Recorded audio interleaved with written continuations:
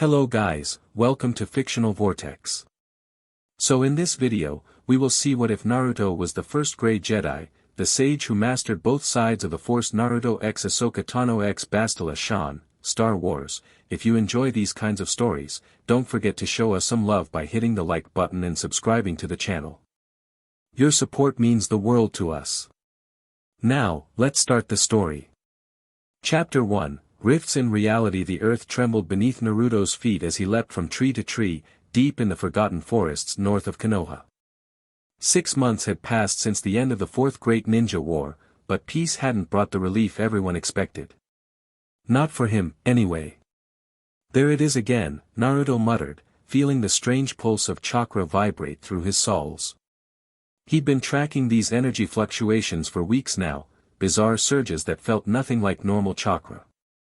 Even Kurama couldn't identify it. You sense that, right? Naruto asked inwardly. The nine tails stirred within him. Yes. It's wrong. Not of this world. Naruto pushed off a massive branch, propelling himself forward with a burst of wind chakra. The forest thinned out ahead, revealing an ancient stone structure half buried in the hillside. Moss-covered and crumbling, it would have been easy to mistake for just another forgotten shrine, if not for the distinct Otsutsuki markings etched into its surface.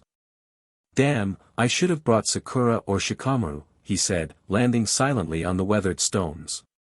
But they were busy with reconstruction, and these energy spikes hadn't seemed urgent enough to pull them away, just another strange remnant of Kagaya's legacy to investigate. Now, standing at the entrance, Naruto wasn't so sure. The air around the temple shimmered, like heat rising from sun-baked roads. He formed a shadow clone without using hand signs, a skill he'd perfected since the war.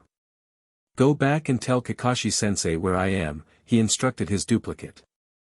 The clone nodded, but as it turned to leave, its form wavered and dispersed into smoke. What the? Naruto frowned, trying again with the same result. Something about this place disrupted his jutsu. Guess I'm on my own. He stepped into the temple's shadow, the temperature dropping instantly. The walls inside were covered with intricate carvings, star maps and constellations he didn't recognize, interwoven with familiar Otsutsuki symbols. The deeper he ventured, the stronger the energy pulsed, thrumming through the stone like a heartbeat. This chakra feels stretched, Naruto observed, running his fingers along a particularly vibrant glyph. Like it's being pulled from somewhere else. Be careful, Naruto, Kurama warned. These markings speak of pathways between worlds. The Otsutsuki didn't just come from the moon, they traveled between dimensions. The central chamber opened before him, circular with a domed ceiling mapped with unknown stars. In the middle stood a freestanding archway made of black stone, empty space visible through its center. The arch was lined with symbols that glowed with a faint blue light, pulsing in time with the energy Naruto had been tracking. A doorway? Naruto approached cautiously, staying alert for traps. To where? As he circled the arch, a small pedestal caught his attention. On it sat what looked like a palm-sized golden disc, inscribed with spiraling patterns that reminded him of the Uzumaki clan symbols, but more complex, more alien. The moment his shadow fell across the disc, it rose from the pedestal, hovering in midair. The symbols on the arch flared brighter.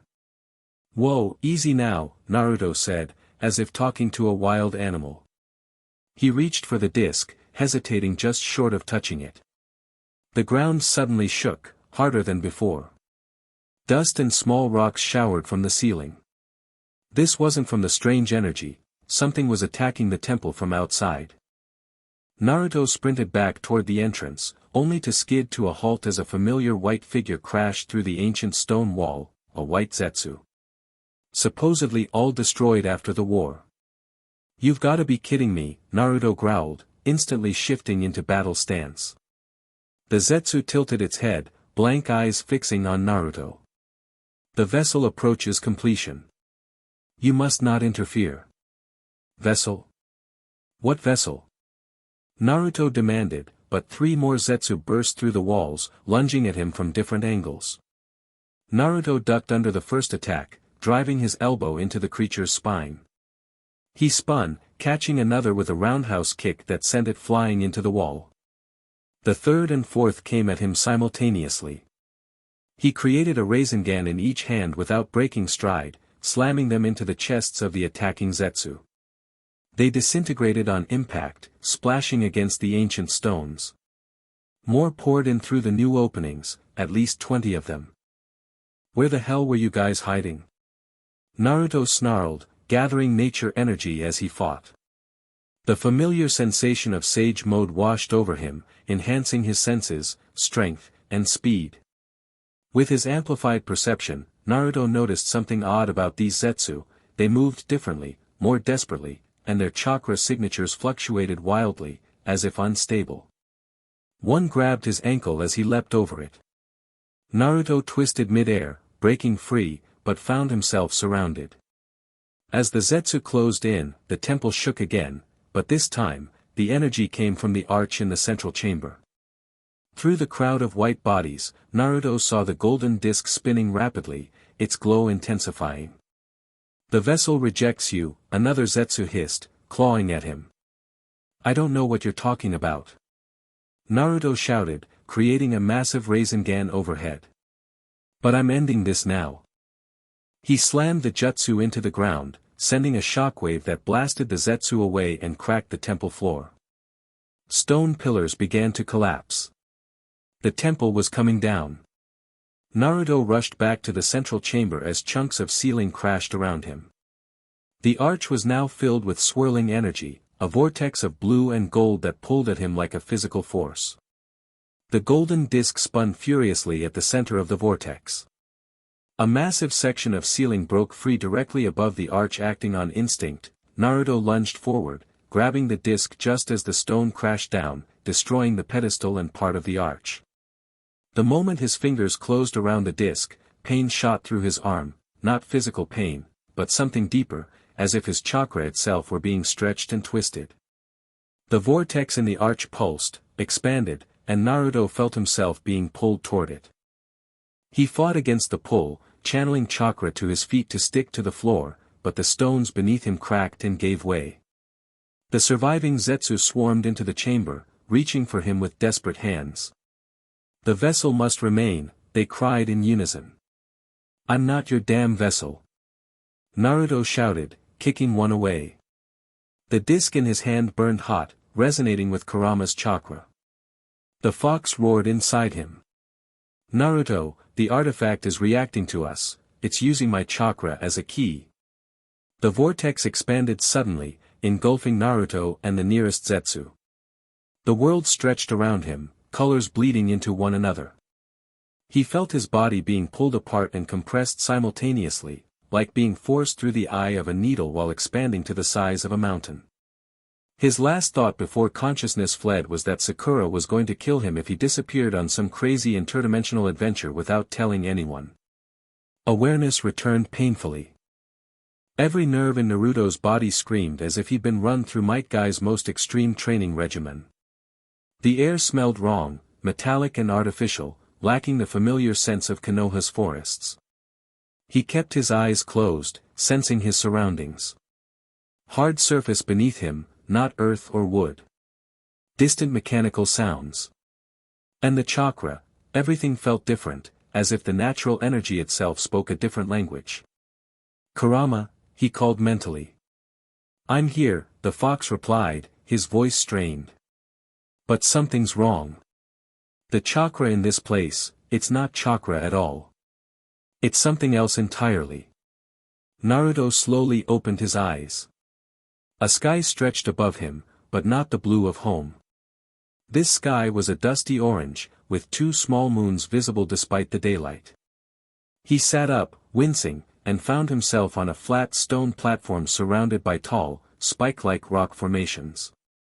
The platform appeared to be artificial, some kind of landing pad carved into the mountainside. The golden disc was still clutched in his hand, now inert, its glow faded. He pocketed it and stood on shaky legs. "Where the hell are we?" he wondered aloud. "Not where, Kit. When? Or perhaps both." That arch was a doorway between worlds. Naruto scanned the horizon. In the distance, smoke rose from what might be a settlement. It was as good a direction as any. He gathered chakra to leap down from the platform, and nearly crashed face-first into the stone. His chakra responded sluggishly, differently, as if moving through thick syrup. This could be a problem, he muttered, opting for a more traditional climb down. The trek toward the settlement took longer than he'd expected.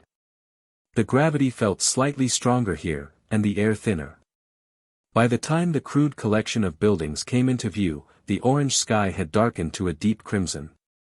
The settlement was unlike any village Naruto had seen, a hodgepodge of metallic structures mixed with stone buildings, populated by creatures that definitely weren't human.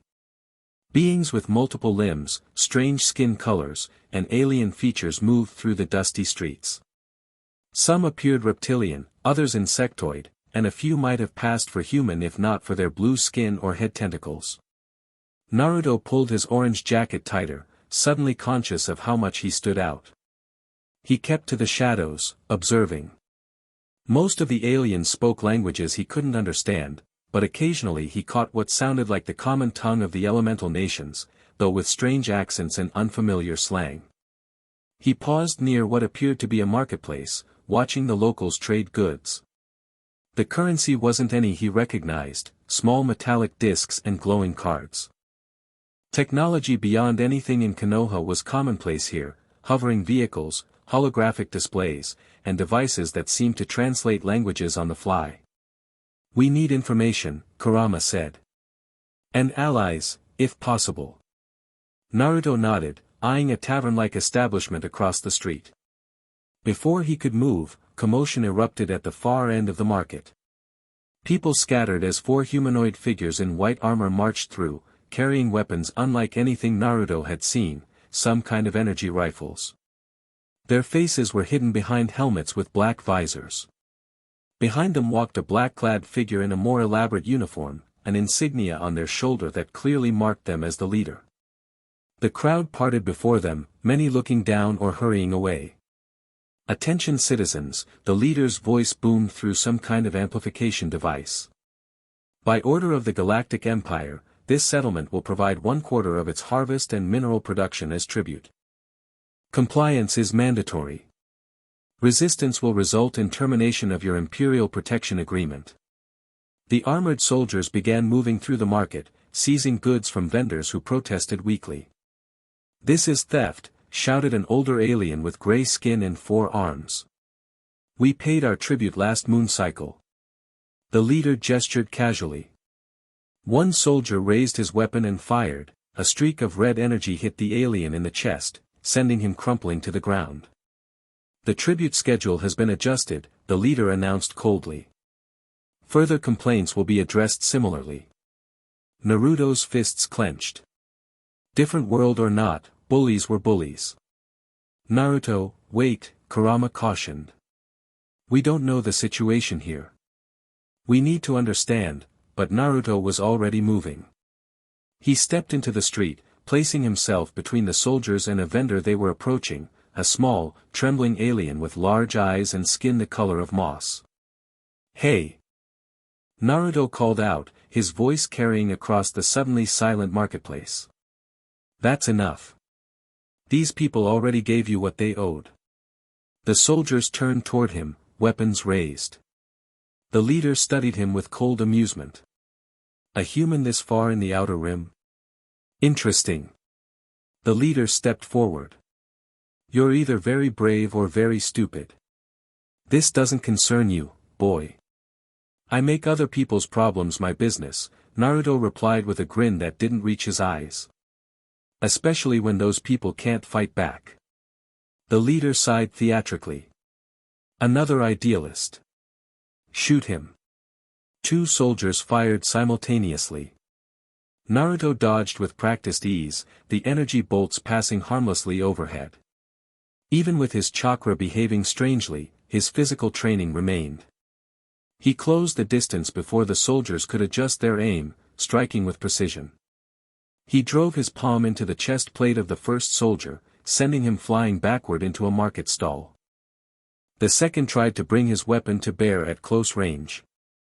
Naruto grabbed the barrel, twisted, and flipped the soldier over his shoulder. The remaining two fired wildly, but Naruto was already moving, using the marketplace's features to stay ahead of their shots. A food cart provided cover as he assessed the situation.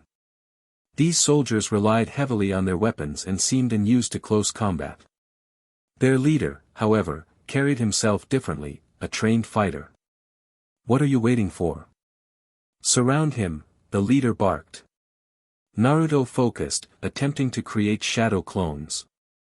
The chakra molded differently here, resistant to his normal techniques, but he managed to form two duplicates, far fewer than usual, and the effort left him winded. His clones burst from opposite sides of the cart, drawing fire while the real Naruto leapt overhead, coming down on the soldiers from above. He knocked their helmets together with enough force to daze them, then swept their legs out from under them. The leader drew a different weapon, a short baton that suddenly extended into a crackling staff of energy. "You're no ordinary vagrant," the leader observed, circling Naruto. Those were force techniques. "Force?" Naruto questioned, keeping his guard up. "I don't know what you're talking about. Where I come from, we call it chakra." The leader lunged, the energy staff moving with blinding speed. Naruto blocked with his forearm, expecting pain. Instead, his skin glowed with chakra where the weapon struck, absorbing the energy attack. Both Naruto and his opponent stared in surprise. "Interesting," the leader murmured, then attacked with renewed vigor. Naruto met each strike, finding his rhythm in the fight. This opponent was skilled, trained in multiple combat forms, fluid and precise. But Naruto had fought gods and monsters, he adapted quickly to the unfamiliar fighting style. He feinted left, then dropped low, sweeping the leader's legs. As the black-clad figure stumbled, Naruto struck upward, knocking the helmet off. The face beneath was human, a woman with close-cropped gray hair and cold eyes marked with the red tattoos of imperial officers. Her surprise quickly hardened into rage. "You're dead, boy," she spat, pressing something on her wrist. In the distance, a high-pitched whine grew louder. A vehicle of some kind, approaching fast. The marketplace erupted into panic as people fled. The leader used the distraction to retreat, dragging one of her downed soldiers with her.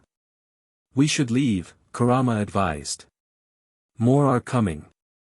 But these people cannot be helped if we're captured or killed. We need to understand this world first." Reluctantly, Naruto nodded. He helped the four-armed alien to his feet, asking quickly, "Is there somewhere I can hide?" The alien pointed toward the edges of the settlement. "The old mines. Go." Naruto sprinted through the winding streets, hearing the whine of engines growing louder. He glanced back to see a sleek vessel hovering over the marketplace, disgorging more white-armored soldiers. The settlement thinned out, giving way to rough terrain dotted with abandoned equipment and tunnel entrances.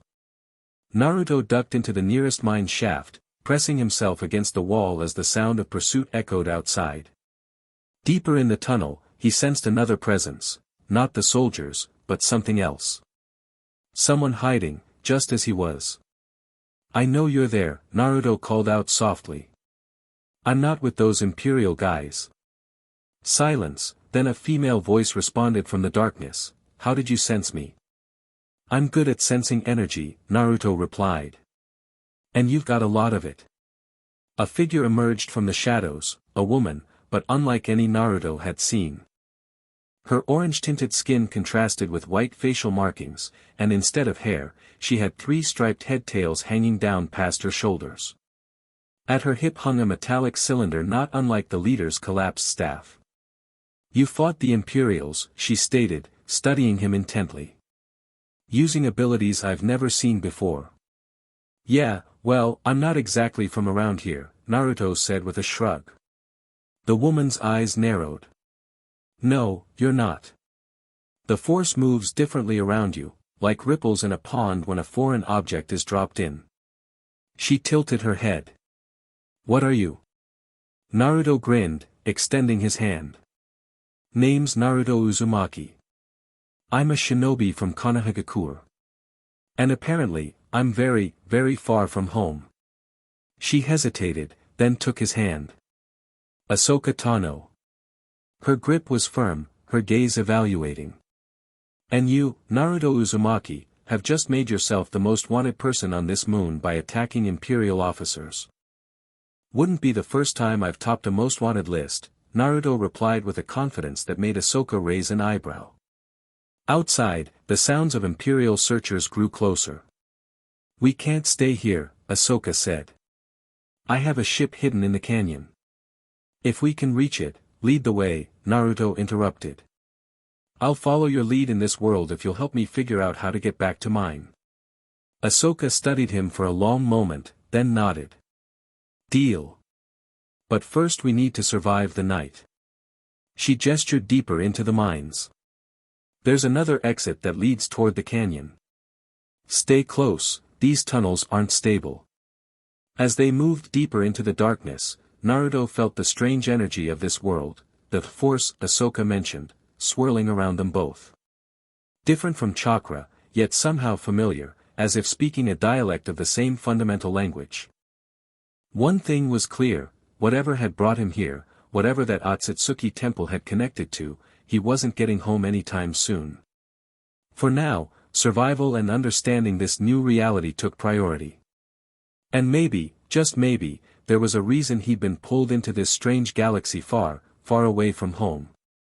Imperial Commander Vex stood on the bridge of her patrol cruiser, hands clasped behind her back as she reviewed the security footage from the marketplace. The blonde-haired human moved with impossible speed and coordination, clearly trained in combat forms unknown to Imperial records. Most intriguing were the duplicates he'd created, not holograms or illusions, but solid copies that fought independently. Magnify Section C7, she ordered. The holographic display zoomed in on the moment the stranger blocked her energy baton with his bare arm. The skin had glowed with an unusual energy signature, neither lightsaber technology nor any known defensive shield. Analysis? She asked the data officer. Unknown energy pattern, Commander, the officer replied. Preliminary readings suggest similarities to force energy, but the wavelength is different. More structured, almost like it follows its own internal circuitry. Vex nodded slowly. And facial recognition? No matches in Imperial databases, Commander. This individual does not exist in any recorded system. A thin smile spread across Vex's face. How fascinating. She tapped a command into the console, opening a secure channel. This is Commander Vex requesting priority communication with Darth Moros. The holographic projector flickered, then stabilized, displaying a hooded figure. Only the lower portion of a pale, scarred face was visible beneath the hood. Commander Vex, the figure's deep voice resonated with barely contained power. You interrupt important work. My lord, I've encountered something that may interest you. She transmitted the marketplace footage. An unknown human demonstrating abilities similar to, yet distinct from, force techniques. Darth Moros was silent as he reviewed the footage, but Vex noted how his posture straightened, his attention captured. Where is this individual now? Moros finally asked. He escaped into the mining tunnels on Ord Mantell's fourth moon. We're conducting a search, but... She hesitated. He appears to be working with a Togruta female who matches the description of the rebel operative Ahsoka Tano. Another long silence, heavy with implication. Divert all resources to their capture, Moros ordered. The human is to be taken alive and unharmed. Use whatever methods necessary to subdue Tano. Yes, my lord. I'm dispatching my personal vessel to your location. Secure the area until I arrive. May I ask, my lord, what significance this human holds? Beneath the hood, Vex glimpsed the flash of yellowed teeth as Moros smiled. He may be the missing piece in my research, Commander. The catalyst I've been seeking. The Sith Lord leaned forward. If you succeed in capturing him, your reward will be considerable. The transmission ended, leaving Vex staring at empty air. She turned to her officers, her voice sharp with authority. Deploy all ground forces. Activate the orbital blockade. Nothing leaves this moon without my permission. She paused, considering. And send word to our special assets. The Hand of Silence is authorized for deployment. Her second-in-command blanched. Commander, the Hand of Silence is only used for high-value targets critical to Imperial security, Vex finished for him. Which is precisely what we're dealing with. Execute the order. As her crew rushed to comply, Vex returned her attention to the frozen image of the blonde stranger. Whatever he was, wherever he came from, he had just become the most valuable acquisition in her career. And Commander Vex had never failed to acquire her targets. The deeper they ventured into the mining tunnels, the more Ahsoka found herself fascinated by her strange companion. Naruto moved with a peculiar grace that spoke of lifelong combat training, yet his fighting style was unlike any she'd encountered in her travels across the galaxy. So, Ahsoka began, keeping her voice low, you mentioned being from another world. Did you mean another planet, or?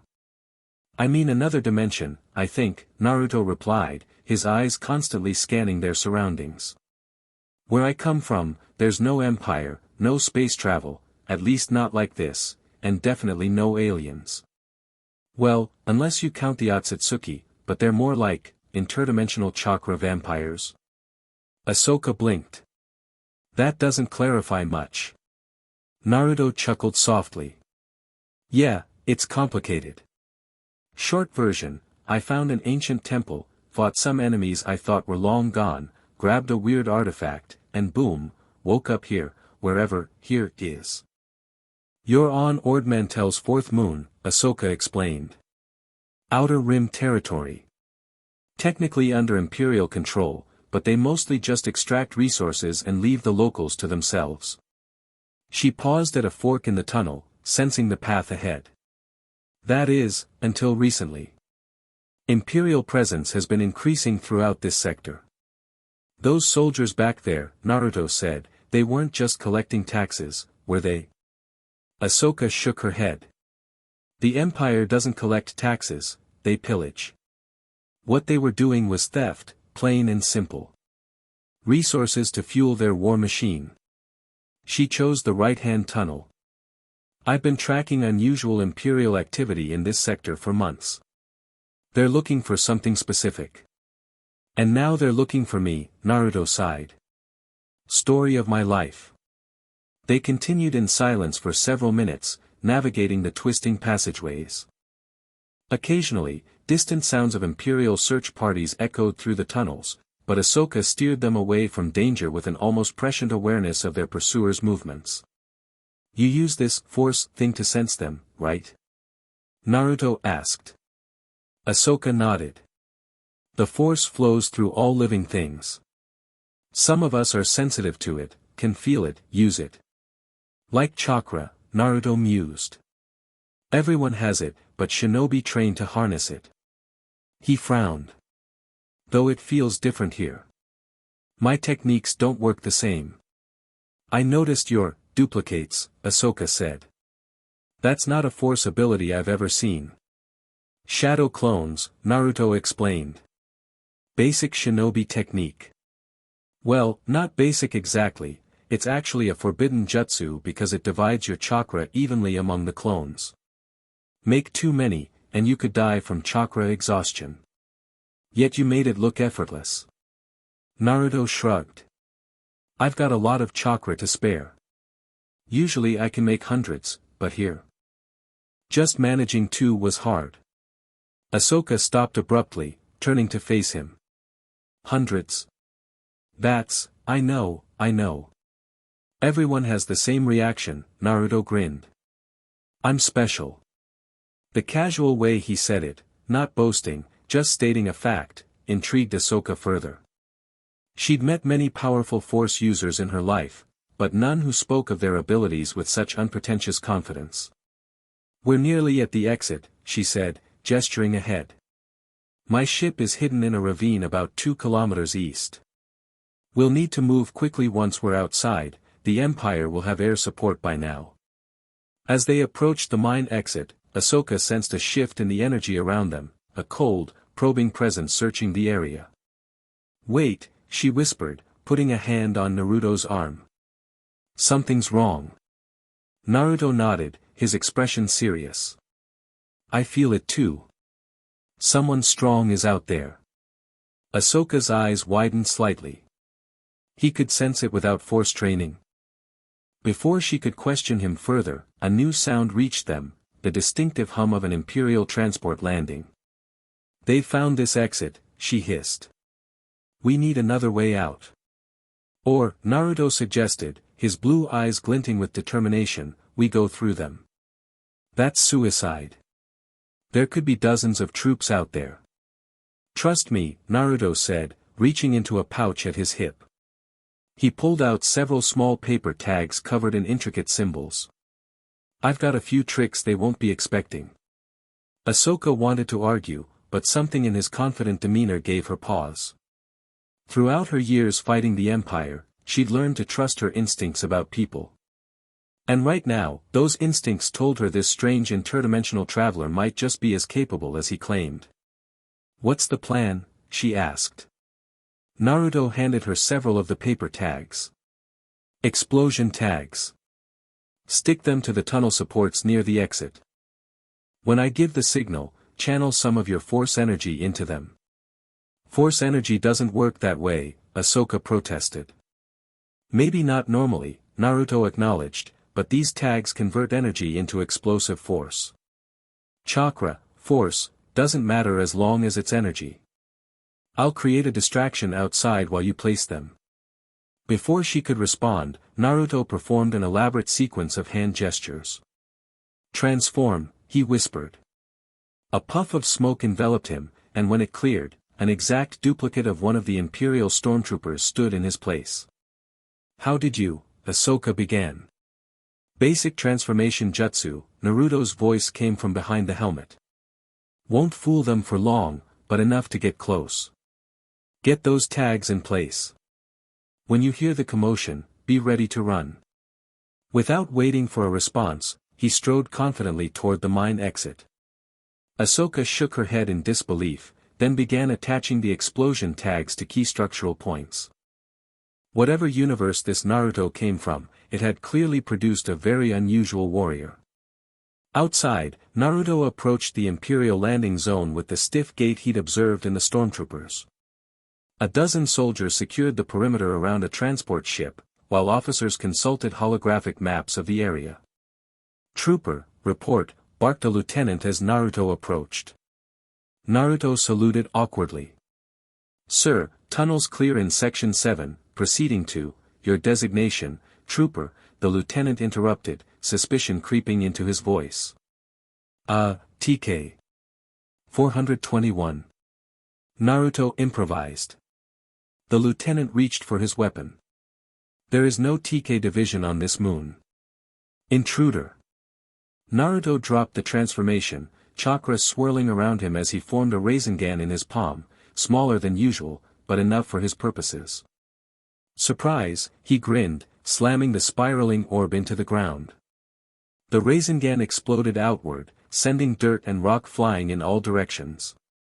The shockwave knocked the nearest soldiers off their feet, creating instant chaos. Inside the mine, Ahsoka felt the explosion and channeled her force energy into the tags as instructed. To her amazement, the papers absorbed the energy, glowing bright blue before detonating with far more force than their size suggested possible. The tunnel entrance collapsed in a cascade of rock and dust, cutting off pursuit from that direction. She sprinted toward the exit, lightsabers in hand but not yet activated. Outside, she found a battlefield. Naruto moved through the Imperial forces like a whirlwind, his fighting style a blur of acrobatic strikes and counters unlike any martial art she recognized. Despite being outnumbered, he maintained the upper hand through sheer unpredictability. Ahsoka joined the fray, her white lightsabers igniting with a snap hiss that drew immediate attention. The familiar weight of the weapons in her hands centered her as she deflected blaster bolts and cut through Imperial weaponry. Nice timing. Naruto called out, delivering a spinning kick to a stormtrooper's chest. Love the laser swords. Lightsabers, Ahsoka corrected, flipping over an enemy to land back-to-back with Naruto. And we need to move. That transport will have called for backup.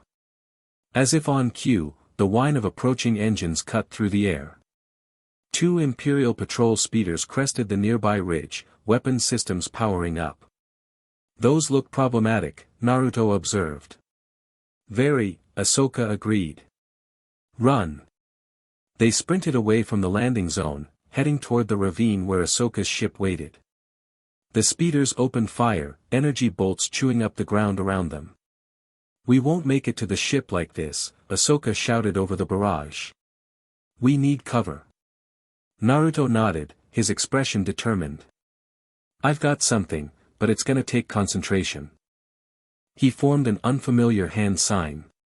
Keep them off me for 10 seconds.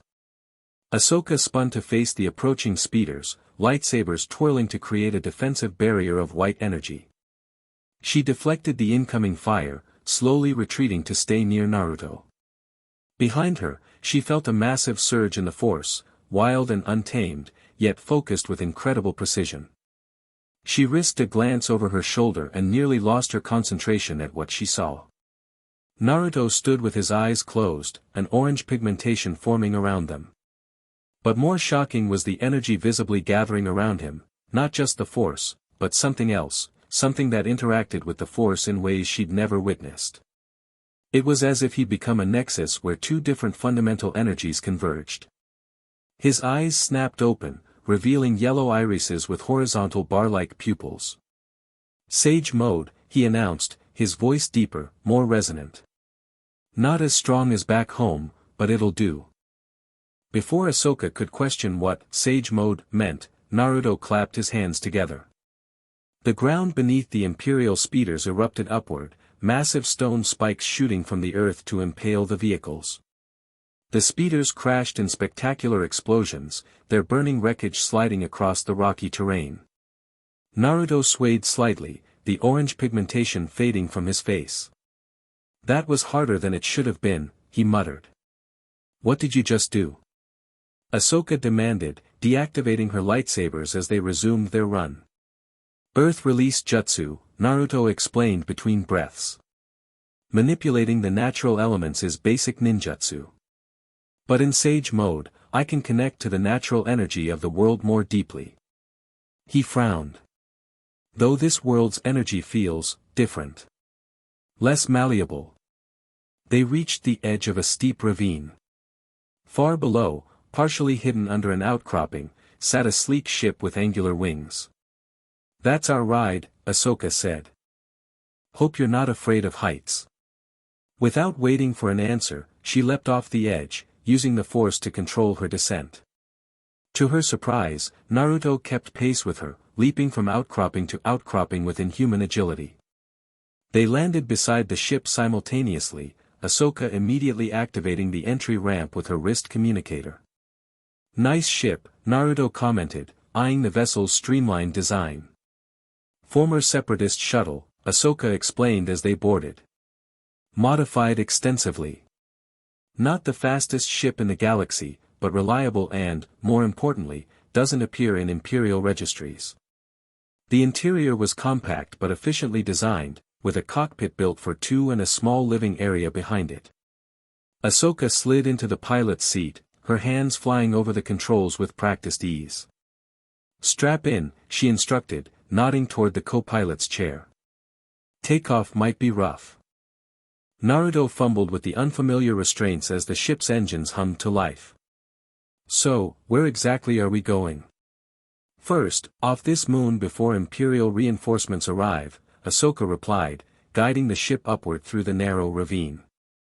Then to a place where we can figure out exactly what you are and how you got here. The ship broke free of the ravine, accelerating toward the orange-tinted sky. Through the viewport, Naruto caught his first glimpse of space, vast and star-studded, with the curve of the moon falling away beneath them. Whoa, he breathed, momentarily forgetting their predicament. First time seeing space. Ahsoka asked, a hint of amusement in her voice despite the tension.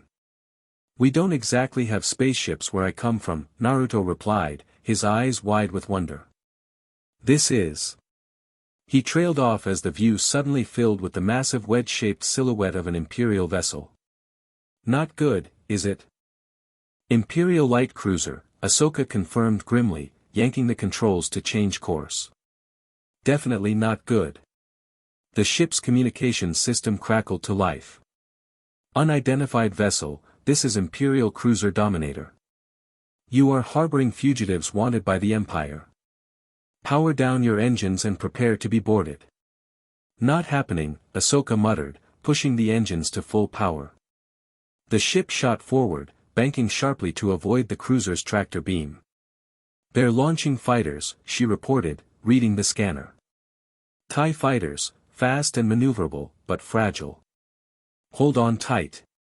The ship rocked as the first barrage of enemy fire struck their shields. Ahsoka wove through the incoming fighters with impressive skill, but Naruto could tell they were outmatched, one shuttle against a cruiser and fighter squadron. Can I help? He asked, watching the battle unfold through the viewport. Unless you can fly a ship or operate the turret, not really, Ahsoka replied, her concentration fixed on the controls. Naruto thought for a moment, then unbuckled his restraints. Where's this turret? Ahsoka spared him a glance. Dorsal hatch, but have you ever? Nope, Naruto grinned, already heading for the ladder. But I'm a fast learner. The turret was a small bubble-shaped compartment with a swiveling chair surrounded by controls. Naruto settled into the seat, examining the unfamiliar weaponry. A targeting system displayed approaching TIE fighters as red blips on a translucent screen. This is completely different from any weapon we've used, Kurama observed. But the principle must be similar, point and shoot. That's what I'm thinking, Naruto muttered, gripping the control sticks.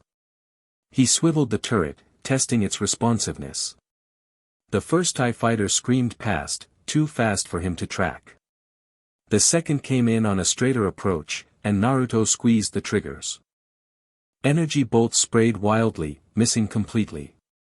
This is harder than it looks, he shouted down to Ahsoka. Use the targeting computer, she called back. The red circle. Naruto noticed the heads-up display showing a targeting reticle. He lined it up with an approaching fighter, waited for it to flash green, and fired. This time, the shots connected, clipping the TIE's wing. The fighter spun out of control, crashing into another pursuer in a satisfying explosion. Got one. Well, two actually. Below, Ahsoka guided the ship into a dense asteroid field, a desperate move, but their best chance of evading the cruiser's tractor beams. The ship shuddered as small rocks impacted their shields. We can't keep this up, Ahsoka called. Shields at 40% and dropping. Naruto fired at another fighter, scoring a direct hit. But for each one he destroyed, two more seemed to take its place. They needed something more, something unexpected. An idea struck him. Crazy, but just might work. Ahsoka. Can you get us above the cruiser? Like, directly overhead? Theoretically, but their point defense cannons would tear us apart, she replied. Why? Trust me. Naruto shouted, already climbing down from the turret. I need to get outside the ship. Outside? In space? That's suicide. Not for me, Naruto assured her, pulling the golden disc from his pocket. This thing brought me here. I think I can use it to disrupt their systems. Ahsoka looked skeptical but nodded. Your funeral. Airlock is aft, but there's only one environment suit and no guarantee it will protect you from vacuum. Won't need it, Naruto replied with confidence he didn't entirely feel. He headed for the airlock, the disc warm in his hand. You're betting your life that the Otsutsuki artifact will protect you, Kurama warned. That's reckless, even for you. Got a better idea? Naruto thought back. Besides, I can feel it reacting to this place, to the energy here. It wants to do something. In the airlock, Naruto channeled chakra into the disc. It responded immediately, glowing with increasing intensity. He wrapped the chakra around himself, forming a protective barrier, a technique he developed during the war, modified for this unique situation. "Here goes nothing," he muttered, then hit the airlock release. The outer door slid open. The vacuum of space pulled at him instantly, but his chakra shield held firm, an invisible bubble of pressure and oxygen surrounding him. The sensation was bizarre, weightlessness combined with the strain of maintaining a complex chakra technique in an environment hostile to life. Naruto pushed off from the airlock, propelling himself into open space. The vastness nearly overwhelmed him, endless black dotted with stars, the curve of the moon below, and directly overhead, the massive belly of the Imperial cruiser. Ahsoka's ship maneuvered above the cruiser as promised, evading turbolaser fire with impressive skill. TIE fighters swarmed around it like angry insects. Using precise bursts of chakra to adjust his trajectory, Naruto positioned himself directly between the ship and cruiser. The disc pulsed in his hand, responding to his intent. Naruto formed the hand signs for his most powerful technique, channeling both chakra and the strange force energy of this dimension. Multi-shadow clone jutsu. The space around him filled with hundreds of duplicates, far more than he'd expected, as if the vacuum of space offered less resistance to the technique. Each clone held an identical copy of the glowing disc. As one, Naruto and his clones pressed their discs against the cruiser's hull, channeling their combined energy into the artifacts. The result was spectacular. Ripples of golden energy spread across the cruiser's surface, interfering with its systems. Lights flickered and died. Engines sputtered and failed. The tractor beam projectors retracted into their housing. In the cruiser's bridge, Commander Vex watched in horror as every system simultaneously malfunctioned. "What's happening?" she demanded. "Unknown energy surge penetrating all decks," an officer reported, voice rising in panic. It's like nothing in Imperial records." Outside, Naruto signaled to his clones. They pushed off from the cruiser's hull, using chakra to propel themselves back toward Ahsoka's ship. The airlock opened to receive them, Naruto dismissing the clones as soon as he was safely inside. He collapsed against the interior door, chakra nearly depleted from the massive technique and the strain of surviving in space. The ship lurched as Ahsoka pushed the engines beyond their normal limits, breaking away from the disabled cruiser. Within moments, they'd cleared the moon's gravity well. Calculating hyperspace jump, Ahsoka called from the cockpit. "Whatever you did bought us time, but every Imperial vessel in the sector will be after us now." Naruto dragged himself to the cockpit, falling into the co-pilot seat with an exhausted sigh. "Did it work?" Ahsoka glanced at him, her expression a mix of disbelief and newfound respect. "You survived vacuum exposure with no protection.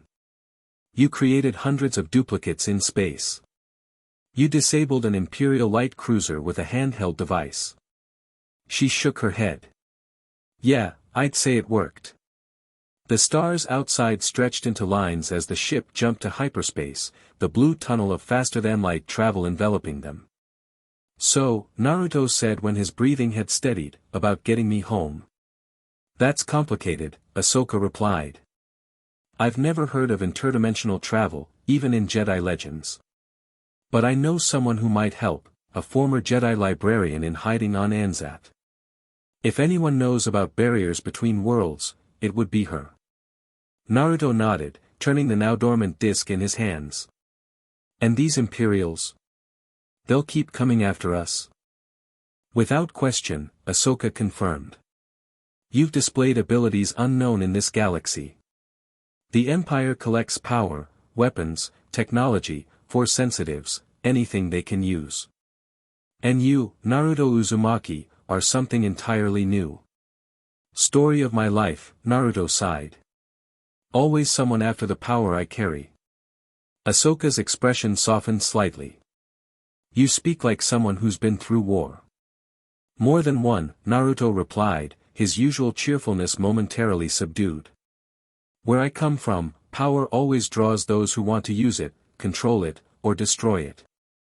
Sounds like your galaxy isn't so different. Perhaps not, Ahsoka agreed. Though I'm curious, how did someone so young come to fight in multiple wars? I'm older than I look, Naruto replied with a tired smile. And in my world, we start training as shinobi when we're children.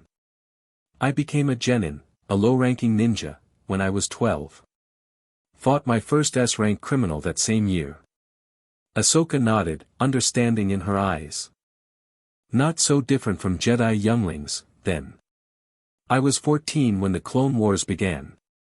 Fought alongside my master on the front lines. Your master? Like a sensei? Yes. Jedi are trained in a Master Padawan system. My master was. Ahsoka paused, old pain flickering across her features.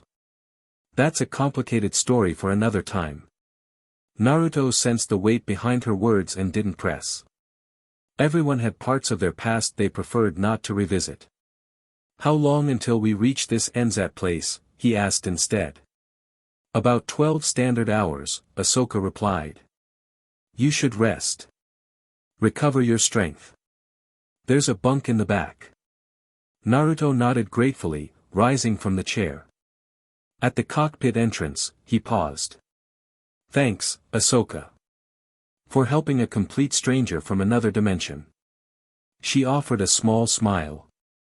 Let's just say I have experience with people who don't fit into the Empire's orderly vision of the galaxy. Besides, anyone who fights stormtroopers to protect innocent people can't be all bad. As Naruto made his way to the small cabin, he felt Kurama stirring within him. You realize we may be stuck here, the fox said. The disc brought us here, but it shows no signs of being able to create a return passage. I know, Naruto replied mentally. But we've faced worse odds. If there's a way here, there's a way back. And if there isn't? Naruto considered this as he stretched out on the narrow bunk. Then we do what we always do, adapt and survive. This galaxy has its own battles, its own people who need protection. Not so different from home. As exhaustion overtook him, Naruto's last thoughts were of Konoha, of Sakura, Kakashi, and all the friends he'd left behind. Were they searching for him? Had time even passed there the same way it did here?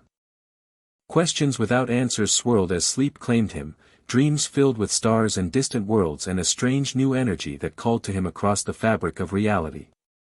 Deep in Imperial space, on a station that appeared on no official records, Darth Moros stood before a massive cylindrical tank filled with luminous blue fluid. Within floated what appeared to be a fragment of something organic, a small, white, plant-like structure that pulsed with faint energy. The readings from Ord Mantell are conclusive, reported the lead scientist, a Twi'lek with unusually pale skin. The energy signature matches our specimen perfectly. Moros nodded, his gloved hand pressed against the transparent steel surface. After all these years searching, a living conduit appears. His voice held rare emotion, anticipation, perhaps even excitement. Prepare my personal shuttle and inform the Hand of Silence. Their target has been confirmed. Yes, my lord.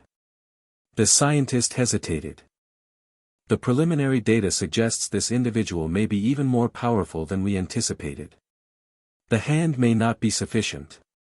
Moros turned, his yellow eyes glinting beneath his hood. The hand is merely to test him, to measure his capabilities.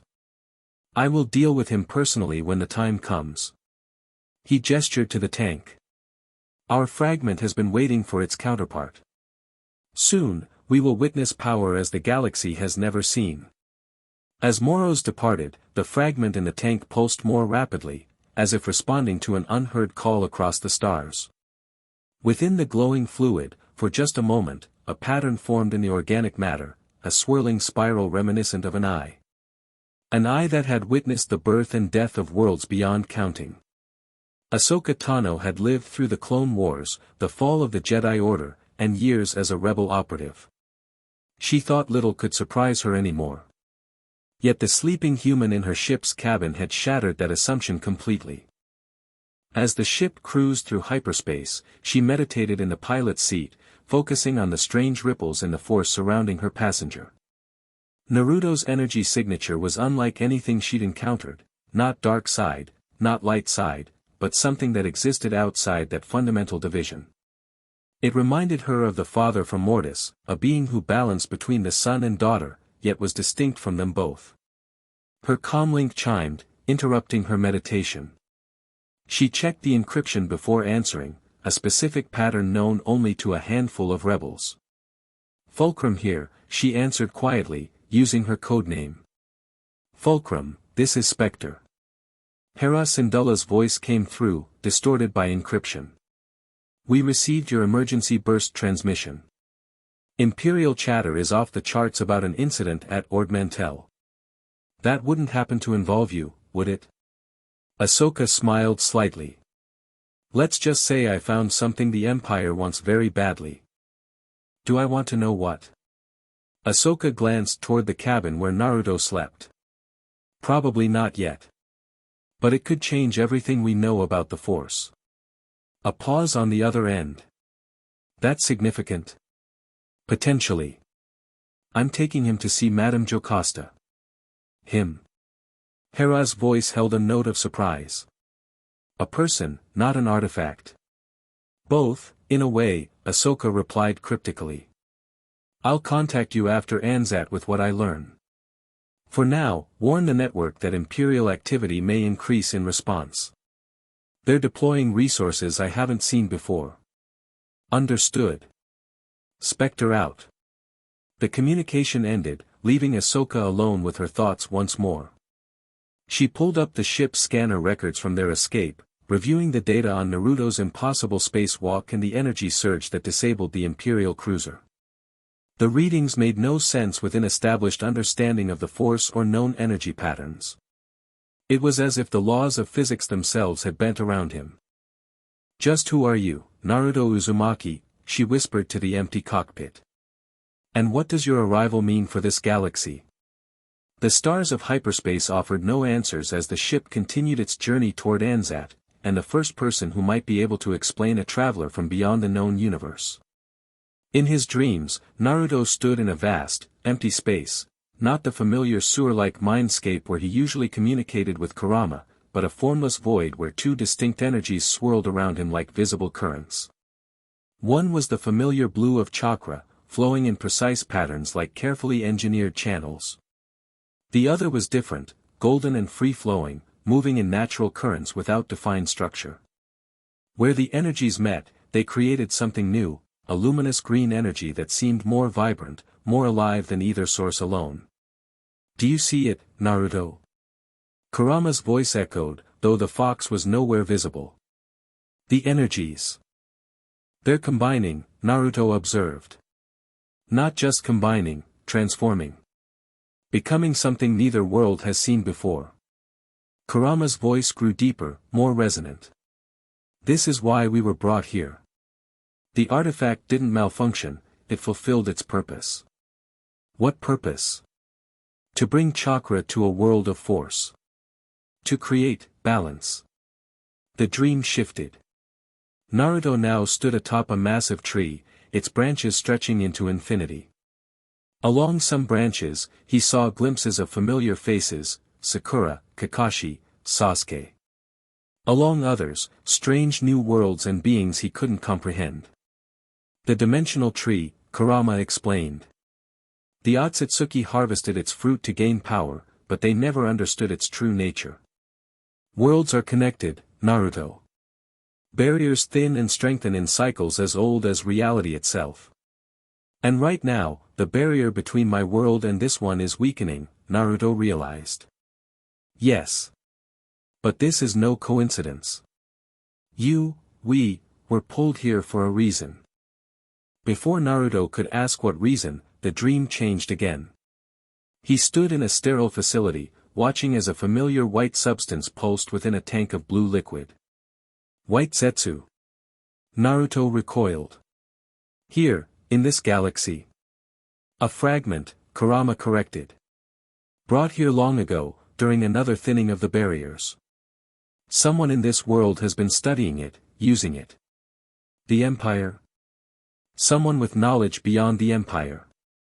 Someone who seeks the power of both worlds. The dream began to fragment as consciousness tugged at Naruto. The last image he saw was a hooded figure standing before the tank, yellow eyes gleaming with unholy anticipation. Naruto awoke with a gasp, the dream already fading from memory yet leaving him with a sense of urgent purpose. He sat up on the narrow bunk, running a hand through his tousled blonde hair. Kurama. Did you see that? Yes, the fox replied. Though much remains unclear. What is clear is that our arrival here is part of something larger, something set in motion long before us. The ship shuddered slightly, pulling Naruto from his thoughts. He made his way to the cockpit where Ahsoka sat at the controls, guiding them out of hyperspace. Through the viewport, a rust-colored planet grew larger. Anzat, Ahsoka announced without turning. Not the most hospitable place in the galaxy, but good for those who don't want to be found. How did you know I was awake? Naruto asked, sliding into the co-pilot's seat. Ahsoka tapped her forehead. Force sensitivity. Your presence is distinctive. She glanced at him. You were projecting quite strongly in your sleep. Dreaming? Yeah, Naruto admitted. About energy, dimensions, and someone in this galaxy studying something from my world. A white Zetsu fragment. Ahsoka's expression sharpened. That's specific. What's a white Zetsu? Naruto explained briefly about the artificial beings created by Kaguya Otsutsuki, their role in the Fourth Great Ninja War, and their connection to the dimensional travel capabilities of the Otsutsuki clan. If the Empire has obtained even a fragment of this technology, Ahsoka said gravely, it would explain their increased interest in obscure force nexus points across the Outer Rim. They could be searching for ways to access these other dimensions. For what purpose? Naruto asked. Power, Ahsoka replied simply. The Emperor is obsessed with ancient sources of power, Sith artifacts, forgotten technology, anything that might extend his reach. If he learned there were entire dimensions with different energy systems. The ship entered Anzat's atmosphere, cutting through cloud layers toward a mountainous region dotted with dense forests and mist-filled valleys. No major settlements, Naruto observed, looking at the untouched wilderness. Anzat's indigenous population keeps to themselves, Ahsoka explained. Most outsiders avoid the planet due to the reputation of the Anzati as dangerous predators. Predators? They feed on the life essence of sentient beings, Ahsoka said matter-of-factly. Generally leave visitors alone if you stay in designated areas, though. Charming place for a Jedi librarian to retire, Naruto commented dryly. Madame Jocasta Nu chose it precisely because few would look for her here, Ahsoka replied. She managed to save a significant portion of the Jedi archives during Order 66. If anyone knows about interdimensional travel or connections to your world, it would be her. The ship descended toward a mist-shrouded valley. As they broke through the cloud layer, Naruto spotted a modest structure built into the mountainside, a small temple of weathered stone, nearly invisible against its natural surroundings. Ahsoka landed the ship in a small clearing nearby, powering down systems with practiced efficiency. One more thing, she said as they prepared to disembark. Jocasta Nu is traditional. Very traditional. The old Jedi ways are sacred to her. Your abilities may disturb her. Try to be, on my best behavior. Naruto finished with a grin. I can do diplomatic when I need to. Ahsoka raised a skeptical eyebrow but nodded. Just let me do the initial talking. They exited the ship, the cool, damp air of Anzat immediately enveloping them. The forest surrounding the clearing was silent, unnaturally so, Naruto thought. No bird calls, no insect sounds. Just the soft rustle of leaves in the light breeze. We're being watched, he whispered. Ahsoka nodded almost imperceptibly. Since the moment we entered the valley. Madame Jocasta's security measures. They followed a narrow path toward the temple entrance. As they approached, the stone door slid open silently, revealing a dimly lit interior. An elderly woman stood in the doorway, her white hair pulled back severely, her posture straight despite her advanced age. She wore simple gray robes that might have once been Jedi attire, now modified for practicality. Ahsoka Tano, the woman greeted, her voice stronger than her appearance suggested. I sensed your approach. These are dangerous times for an unscheduled visit. Dangerous times call for unusual measures, Madame Jocasta, Ahsoka replied respectfully, bowing slightly. Jocasta's sharp eyes moved to Naruto, narrowing as she studied him. And who is this you've brought to my sanctuary? He is, not what he appears.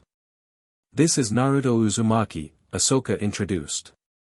He's not from our galaxy. Or perhaps not even from our dimension. Jocasta's expression remained impassive, but Naruto sensed her surprise. After a long, evaluating moment, she stepped aside. Come inside, quickly. Whatever you've brought to my doorstep has already disturbed the force significantly. We should not linger in the open. They followed her into the temple, the stone door sliding shut behind them. The interior was surprisingly well lit by recessed lighting that looked far more advanced than the rustic exterior suggested. Shelves lined the walls, filled with books, scrolls, and data storage devices, a collection that would have been impressive in any setting, but was remarkable in this remote hideaway. You've expanded the archives, Ahsoka observed. Knowledge must be preserved, Jocasta replied simply. Especially now, when the Emperor seeks to erase all trace of the Jedi and our understanding of the Force. She gestured to a small sitting area. Now, explain to me how you came to travel with a being from another dimension. For the next half hour, Ahsoka and Naruto took turns explaining the events on Ord Mantell, the strange temple Naruto had discovered, and the artifact that had transported him across dimensions. Naruto demonstrated a simple chakra manipulation technique, floating a small cup using only his energy, to illustrate the difference between his abilities and force techniques. Jocasta listened without interruption, her expression growing more intent with each revelation. When they finished, she rose and walked to a specific shelf, retrieving an ancient-looking book bound in what appeared to be leather. In my studies of the earliest Jedi texts, she began, carefully opening the fragile tome, I encountered references to visitors from beyond the stars, beings who wielded power differently than Force sensitives, yet could interact with the Force in unique ways. She turned the book toward them, revealing illustrations of figures channeling energy through hand positions similar to Naruto's jutsu signs. These visitors were called the patterned ones in the ancient tongue, for the way they shaped energy through specific forms and patterns, rather than through will and emotion as Force users do, Jocasta continued. They appeared during a time of great cosmic upheaval, when the very fabric of reality was said to be thin. Like now? Ahsoka suggested. Perhaps, Jocasta agreed. The Force has been in turmoil since the rise of the Empire, the destruction of the Jedi Order, and the Emperor's dark influence. She studied Naruto with renewed interest. But never in the texts was there mention of someone who could manipulate both energies. Both? Naruto questioned. Yes, Jocasta confirmed. Young man, when you demonstrated your chakra technique, you were simultaneously channeling the Force. Not separately, but as a unified energy. That should be impossible. Naruto and Ahsoka exchanged glances. That explains why my shadow clones worked in space, Naruto realized. I wasn't just using chakra, I was using both energies together. Jocasta's eyes widened slightly. Duplication of self. You've achieved this. Naruto nodded. It's a standard technique where I come from. Well, not standard exactly, it's technically forbidden because it divides your chakra, but I've got plenty to spare. Show me, Jocasta demanded. Naruto formed the hand sign for Shadow Clone Jutsu. With a puff of smoke, 3 duplicates appeared, standing in a semicircle around the original. Jocasta circled them slowly, her hand occasionally reaching out as if feeling the air around each clone. Extraordinary, she murmured. Not illusions, but complete duplications, each with its own force signature, yet all connected to the original. She faced the real Naruto. In all my years studying the Jedi archives, I've never encountered an ability like this. Naruto dismissed the clones, which vanished in small clouds of smoke. So these patterned ones in your books, were they Otsutsuki? Pale, horns, white eyes. Jocasta shook her head. The descriptions are fragmented, but they mention humans with unusual abilities, not distinctly non-human entities. Though there is mention of pale gods who came before or after, the translation is ambiguous. She returned to her seat, her expression grave. What concerns me is why the barriers between dimensions are thinning now, and why you specifically were pulled through. The ancient texts speak of dimensional thinning as a harbinger of great change, or great catastrophe. My dream, Naruto said suddenly. I saw a fragment of something from my world, a white Zetsu, being studied in a laboratory somewhere in this galaxy.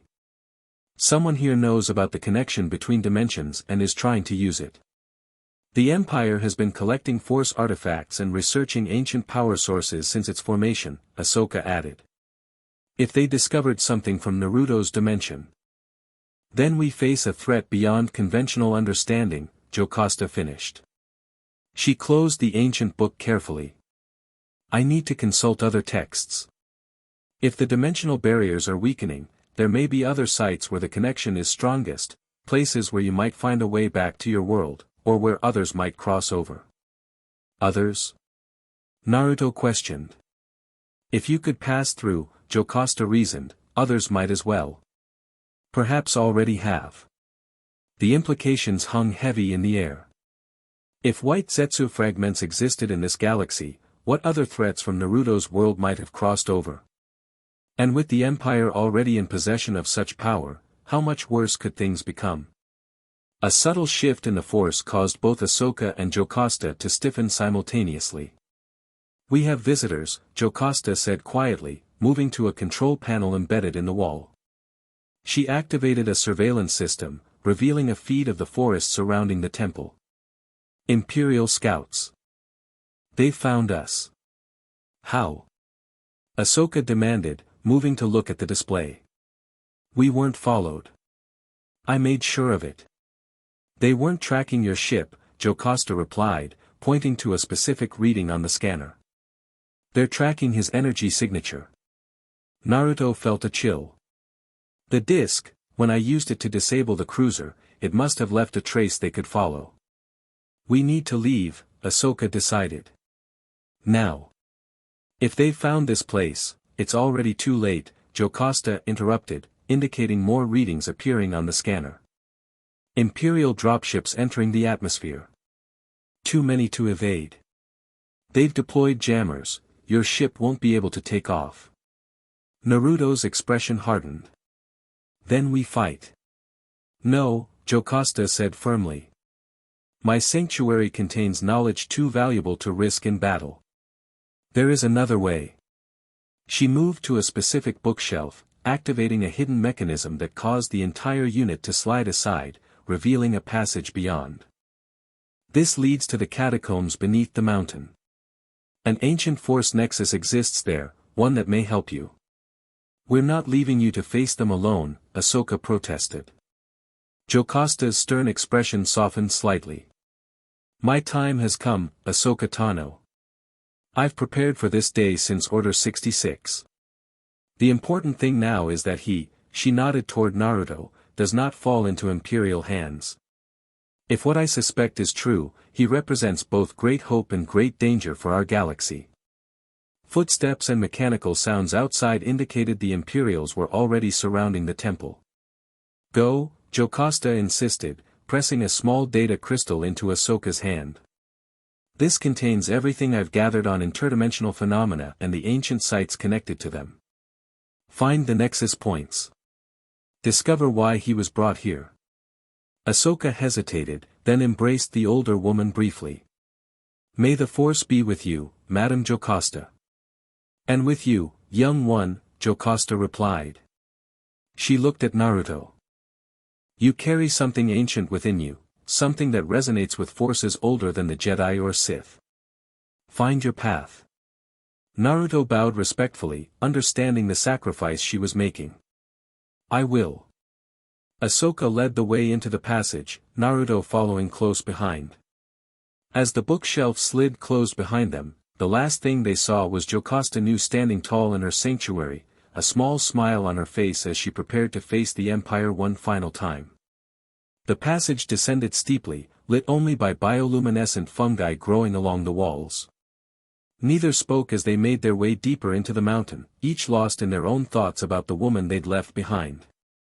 After what seemed like hours of navigating winding tunnels, they emerged into a vast underground cavern. At its center stood a circular formation of crystal pillars, each glowing with inner light that shifted through various colors. The air hummed with energy, familiar to Ahsoka as a force nexus, but with qualities Naruto recognized from the Otsutsuki temple that had sent him here. This place, Naruto said quietly, it feels like the temple back home. Like a junction point between worlds. Ahsoka approached the crystal formation cautiously. Jocasta believed this nexus might help us understand why you were brought here. Force nexus points often reveal visions to those sensitive to its currents. Naruto stepped into the circle of crystals. Immediately, the light intensified, the colors shifting more rapidly. The ground beneath them trembled slightly. Something's happening, Ahsoka warned, her hands moving instinctively to her lightsabers. The crystal nearest to Naruto suddenly pulsed with blinding light. When the glare subsided, a figure stood within the circle, a woman with long flowing hair and delicate features. Her body seemed composed of translucent blue energy, similar to the Force ghosts Ahsoka had heard about but never witnessed herself. Who are you? Naruto demanded, instinctively dropping into a defensive stance. The woman's gaze fixed on him, her expression unreadable. When she spoke, her voice echoed strangely, as if coming from both everywhere and nowhere. I am Bastila Shan, Jedi Knight of the Old Republic, she introduced herself. And I believe I'm as confused as you are about how I came to be here. Before either Naruto or Ahsoka could respond, the crystals pulsed again. The woman, Bastila, became more solid, more present, no longer a ghostly apparition but a physical being. She looked down at her hands in shock, then up at the cavern around her. This isn't the Traius Academy, she murmured. What happened? The last thing I remember was investigating Sith ruins on Malakar V, and then. You've been pulled across time, Ahsoka realized, recognizing the name from Jedi history. Bastila Shan lived 4,000 years ago, during the Jedi Civil War. Bastila's gaze snapped to Ahsoka, noting her lightsabers. You're Jedi.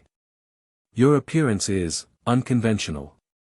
Former Jedi, Ahsoka corrected. And much has changed in 4,000 years. Bastila paled. 4,000, she steadied herself against one of the crystals. That's impossible. About as impossible as traveling between dimensions, Naruto commented. Which is apparently a thing that happens now.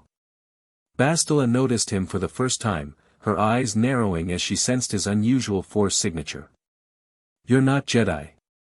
Not Sith either. What are you? Before Naruto could answer, a violent tremor shook the cavern. Dust and small rocks showered from the ceiling. The crystal pillars flashed erratically, their light unstable. The nexus is destabilizing, Ahsoka warned. Something's wrong. A deep, rumbling voice echoed through the chamber, not from Bastila or any visible source, but from the air itself, as if the nexus were speaking. The conjunction approaches. The barriers thin. 3 become 1. The gray path emerges. The crystal nearest to Naruto cracked suddenly, a jagged line splitting it from base to tip. Through the crack, something impossible appeared, a glimpse of a different world. For just a moment, Naruto saw the familiar skyline of Konoha, the Hokage monument clearly visible. Home, he gasped, reaching toward the image.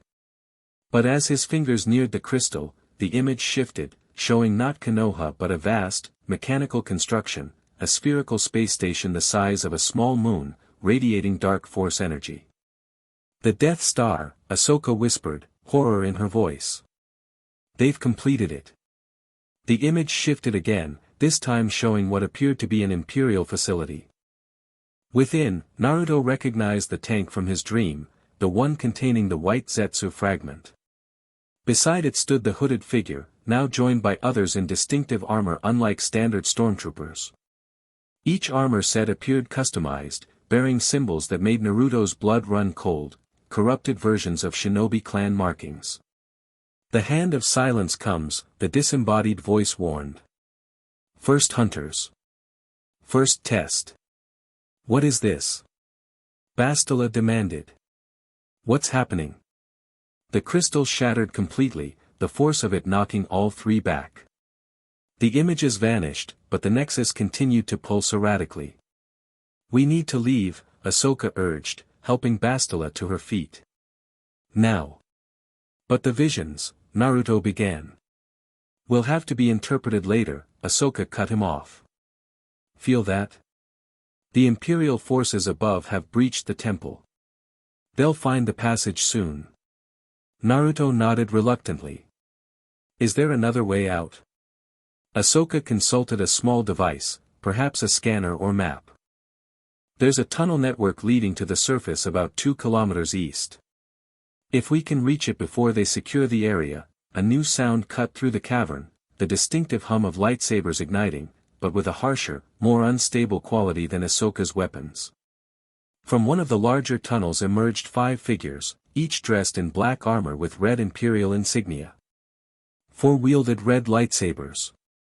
The 5th, clearly their leader, carried what appeared to be a lightsaber staff with blades of unusual purple-tinged red. "Inquisitors," Ahsoka hissed, igniting her white lightsabers.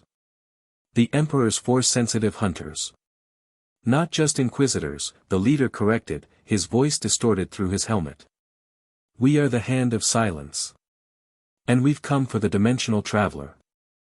Naruto stepped forward, chakra already gathering around his hands. "If you want me, you'll have to get through all of us first." Bastila ignited her own lightsaber, a golden blade that hummed with ancient power.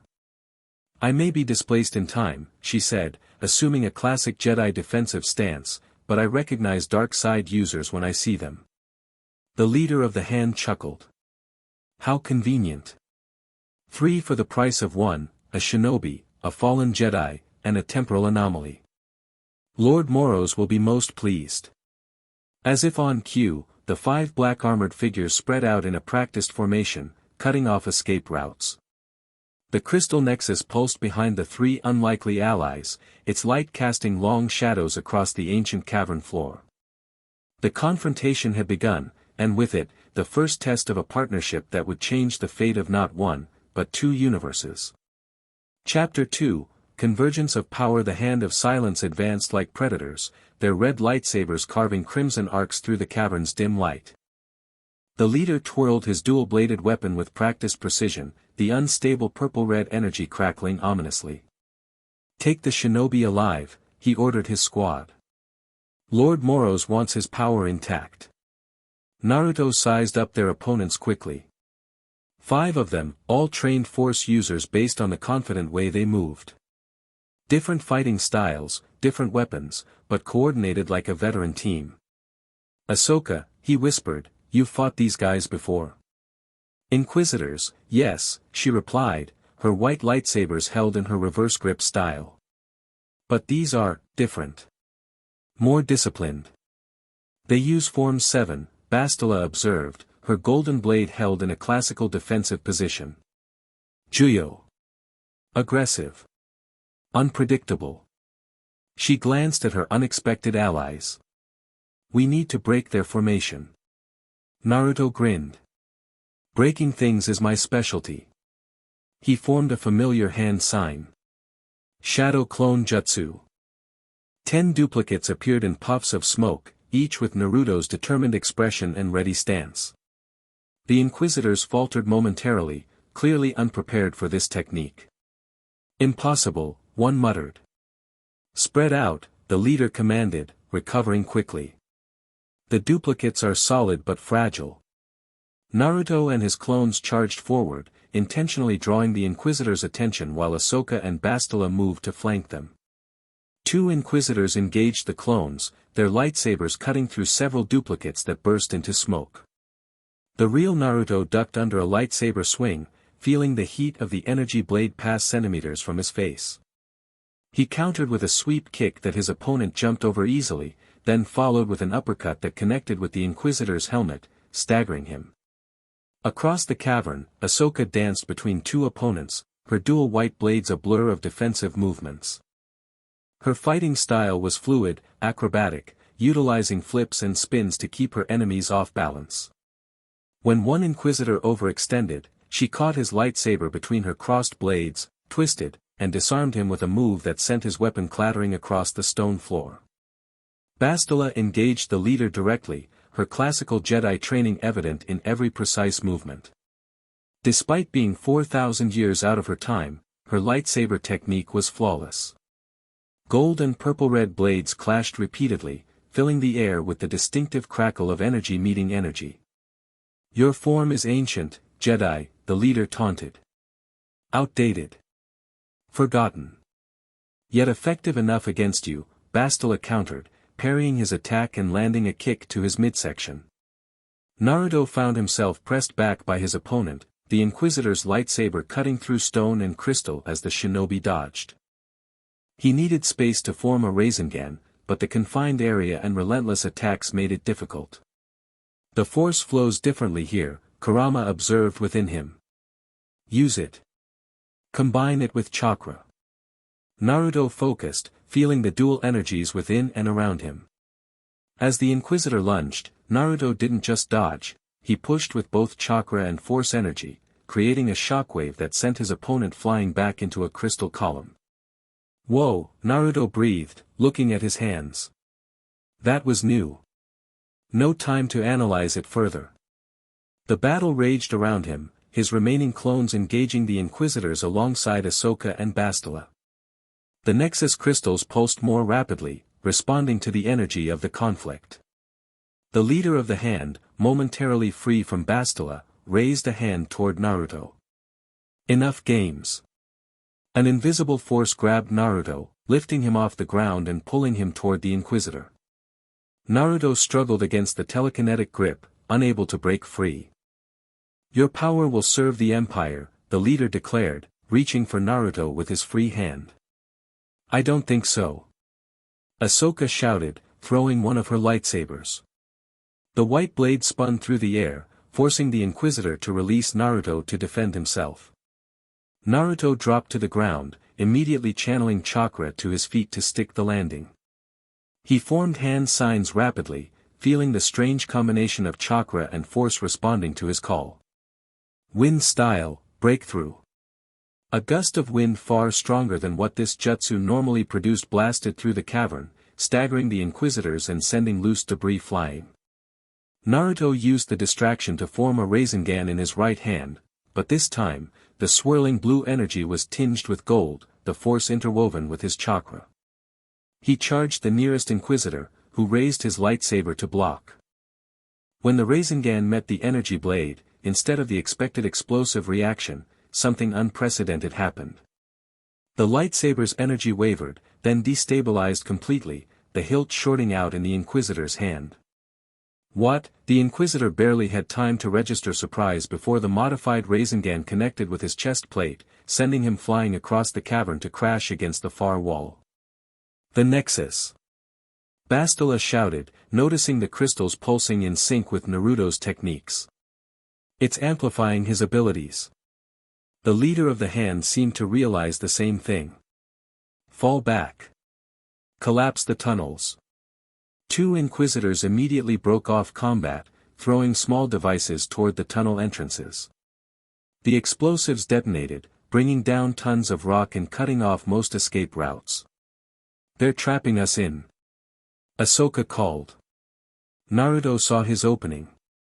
With the Inquisitors momentarily distracted by their tactical retreat, he channeled more energy into his palm, forming another Rasengan, larger this time, with a distinctive shuriken-like shape around it. Wind style, Raisin Shuriken. He hurled the technique not at the retreating inquisitors, but at the cavern ceiling above them. The jutsu expanded on impact, cutting through stone like paper. Massive chunks of the ceiling crashed down, separating the inquisitors from Naruto and his allies. This whole place is coming down. Bastila warned, deflecting falling debris with force-enhanced movements. Ahsoka pointed to the one tunnel not yet collapsed. There. That's our way out. The three ran for the tunnel as the cavern continued to crumble around them. They made it inside just as a final massive section of ceiling gave way, sealing the entrance behind them. Darkness enveloped them, broken only by the glow of Ahsoka and Bastila's lightsabers. Everyone okay? Naruto asked, catching his breath. Intact, Bastila replied curtly. For now, Ahsoka added.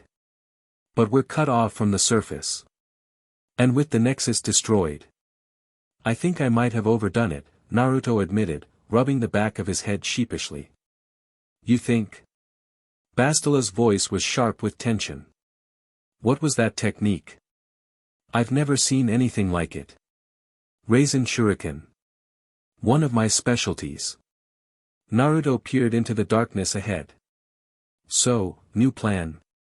Ahsoka activated a small device that projected a holographic map of the tunnel system. If I'm reading this correctly, this tunnel eventually connects to a series of natural caves that lead to the surface. About 5 kilometers from here. Then we'd better start walking, Bastila said pragmatically. As they moved through the tunnel, lit by the combined glow of two lightsabers, an awkward silence fell between them. Three warriors from different worlds, different times, thrown together by forces beyond their understanding. So, Naruto finally broke the silence, Bastila Shan. Ahsoka mentioned you're from 4,000 years ago. Bastila nodded, her expression guarded. Apparently so. Though I'm still processing that information. Time displacement is theoretically possible through force nexus points, Ahsoka explained. But I've never heard of it actually happening before. Neither had I, Bastila admitted. I was investigating Sith ruins on Malakar V, searching for information about a dark side artifact. There was a chamber with crystals similar to those in the Nexus. When I approached them, she shook her head. And now I'm here, for millennia from everything I've ever known. The weight of her situation hung in the air. Naruto felt a pang of empathy, he at least had hope of returning to his dimension, but Bastila's time was simply gone. I know what it's like, he said quietly. Being pulled away from everyone and everything you know. Bastila glanced at him, her initial coldness softening slightly. Ahsoka said you're from another dimension entirely? Yeah. Where I'm from, we have chakra instead of the force. Different worlds, different rules.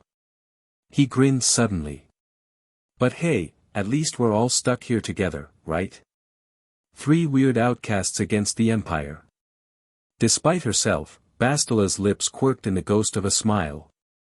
You have an unusual perspective on dire circumstances. It's part of my charm, Naruto replied with a wink. It's definitely something, Ahsoka commented dryly, though her tone held a hint of amusement. Let's focus on getting to the surface. We can figure out next steps once we're off this planet. They continued through the winding tunnel, occasionally having to squeeze through narrow passages or climb over rockfalls. Naruto noticed Bastila watching him with analytical interest whenever he used chakra for small tasks like enhancing his strength or sticking to slippery surfaces. You control this chakra with hand gestures, she observed after he used a minor earth jutsu to clear a blocked section. Structured patterns, unlike force techniques. Hand signs, Naruto corrected. They help shape the chakra for specific jutsu. Though I don't need them for techniques I've mastered. Fascinating, Bastila murmured. In my time, there were rumors of force users in the unknown regions who used physical gestures to enhance their abilities, but the Jedi Order dismissed such reports as exaggerations. Maybe they weren't, Ahsoka suggested. Maybe they encountered someone from Naruto's dimension. The tunnel widened as they progressed, eventually opening into a large natural cave with phosphorescent fungi providing dim blue-green illumination. Water trickled down one wall, forming a small pool. "Let's take a short break," Ahsoka suggested. "We've put some distance between us and the Inquisitors." Naruto nodded gratefully, sitting on a relatively dry rock. The fight and subsequent escape had drained him more than he'd expected. Using chakra in this dimension still felt strange, like trying to write with his non-dominant hand. "Those Inquisitors," he said after taking a drink from the pool. "They called themselves the Hand of Silence. What's their deal?" Ahsoka frowned. "I've fought Inquisitors before, but these were different. Better trained. And that leader, his lightsaber contained kyber crystals I've never seen before. And they mentioned someone named Lord Moros," Bastila added. "A Sith, clearly. Probably one of the Emperor's secret apprentices or agents," Ahsoka explained. "The Empire is vast, and Palpatine maintains numerous dark side users outside the public eye." She turned to Naruto. "What concerns me is their specific interest in you. They knew what you are." Naruto nodded gravely. "In my dream, I saw a laboratory with a fragment of something from my world, a white Zetsu. If they've been studying it, maybe they detected my arrival somehow. Or were waiting for it," Bastila suggested. "The Nexus spoke of a conjunction, perhaps your arrival was anticipated." "That's a troubling thought," Ahsoka said. "We need to understand what's happening. The visions in the Nexus, the connection between dimensions, this Lord Moros and his interest in your abilities. And why I was pulled from my time," Bastila added. "These can't be coincidences." Naruto stood, stretching his arms overhead. "Well, sitting in a cave won't give us answers. Let's get to your ship and figure out our next move." They resumed their journey, the tunnel gradually sloping upward, a promising sign. After another hour of travel, they felt a faint breeze, fresh air from the surface. "We're close," Ahsoka said, checking her scanner. "But I'm detecting Imperial activity above. They've established a perimeter. Can we slip past them?" Bastila asked. "Maybe." Ahsoka studied the scanner readings. "There's a gap in their patrol pattern to the east. If we time it right. Or," Naruto suggested with a mischievous grin, "I could create a distraction." He formed the hand sign for Shadow Clone Jutsu. "My clones could lead them on a wild chase while we make for the ship." Ahsoka considered this. "It could work. Their scanners are calibrated to detect your energy signature now. If multiple copies of that signature appeared simultaneously, they'd spread their forces thin trying to capture all of them," Bastila finished, nodding appreciatively. "A sound strategy." "That's me, strategist extraordinaire," Naruto joked, though the comment held more truth than his light tone suggested. Years of combat had honed his tactical thinking considerably. They reached the cave exit, concealing themselves just inside while observing the Imperial forces outside. The sun was setting, casting long shadows across the forested landscape. Stormtroopers patrolled in pairs, supported by hovering probe droids that scanned the area methodically. "There's the gap," Ahsoka pointed to a section between patrol routes. "Your ship is still where we left it, about 2 kilometers in that direction." Bastila frowned. "They haven't secured it." "It's a trap," Ahsoka confirmed. "They're waiting for us to return to it." Naruto cracked his knuckles. "Well, let's not disappoint them. I'll create 20 clones, they'll head in different directions, creating maximum confusion. Meanwhile, we make a straight line for the ship." "And when we reach it?" Bastila asked. "I disabled the Imperial jammers before we landed," Ahsoka explained. "Standard precaution. Once we're aboard, we can take off immediately." "Assuming they haven't placed a tracker on it," Bastila noted. "First thing we'll check," Ahsoka assured her. "Ready, Naruto?" Naruto nodded, forming the hand sign. "Shadow Clone Jutsu." 20 identical Narutos appeared around them. The original gave quick instructions, and the clones dispersed, heading in different directions through the forest. The effect was immediate. Alarms sounded as Imperial scanners detected multiple identical energy signatures spreading across their perimeter. Orders were shouted, patrols redirected, and confusion reigned. Now! Ahsoka whispered. The three darted from the cave, moving swiftly through the gap in the Imperial line.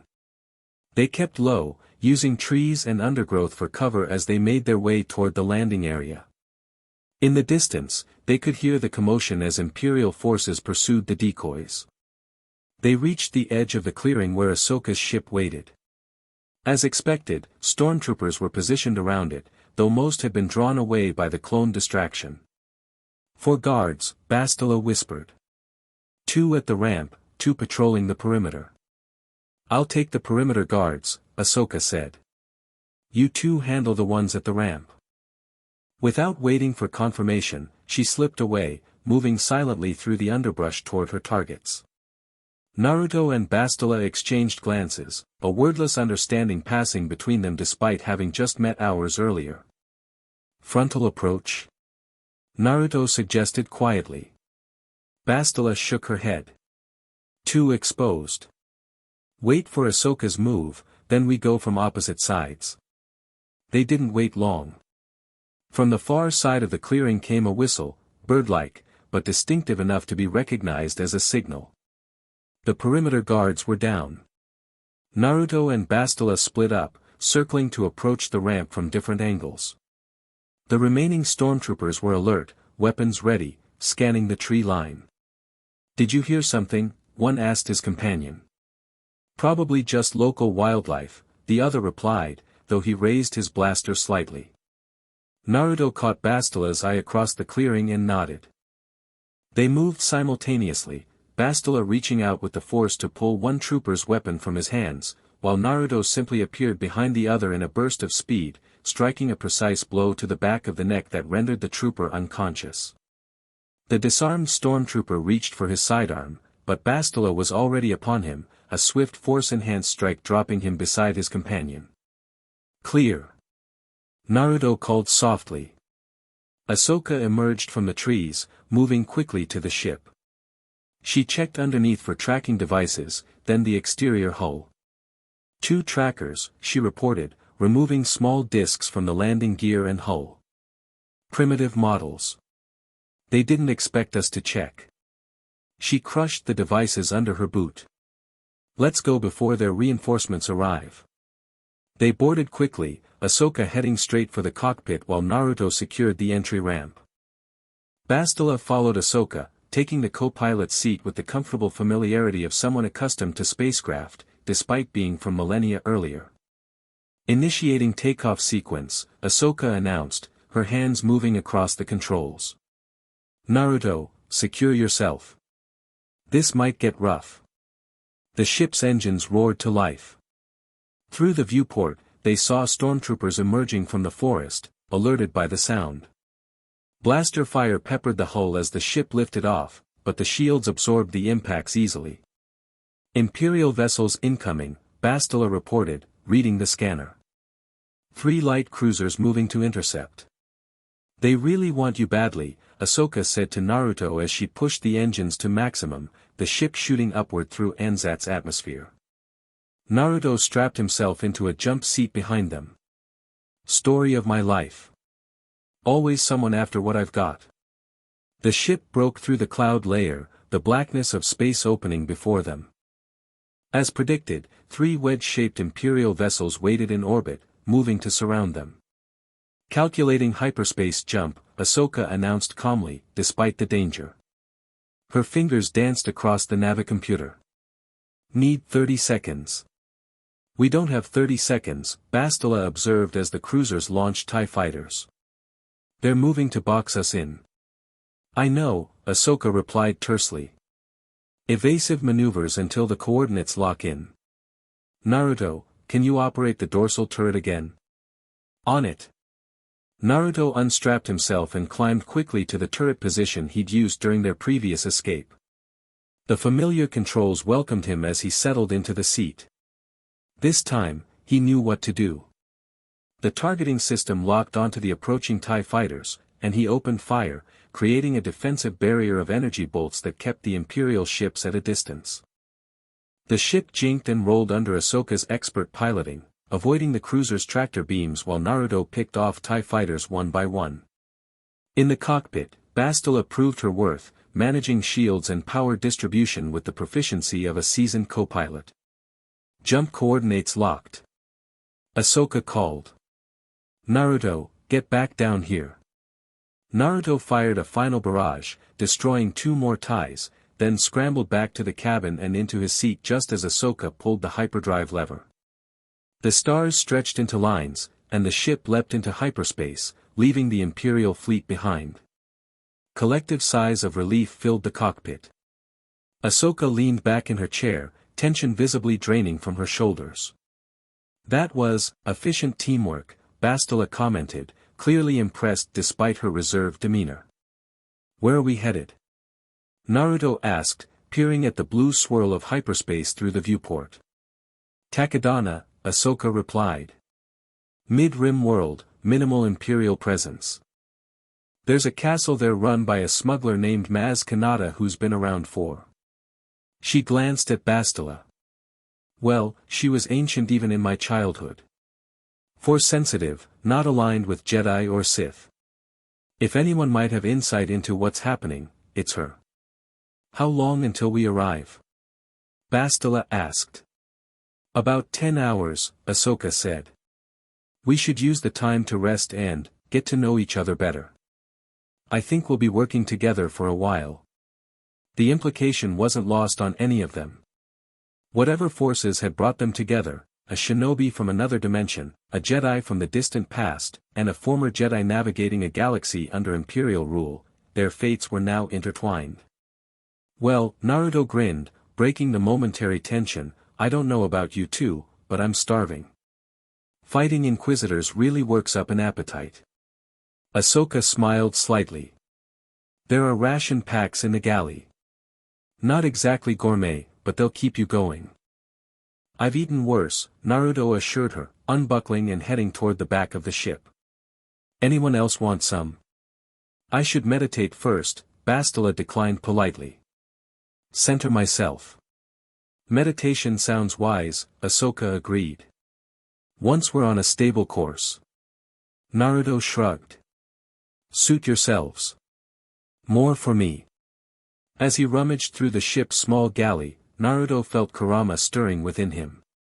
Those Inquisitors were more dangerous than they appeared, the fox observed. And they knew exactly what to expect from you. Yeah, Naruto agreed mentally.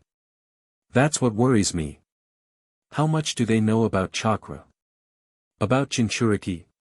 Perhaps this, Maz Kanata, will have answers, Kurama suggested. Though I sense our new companions have their own secrets. Naruto glanced back toward the cockpit where Ahsoka and Bastila were engaged in quiet conversation.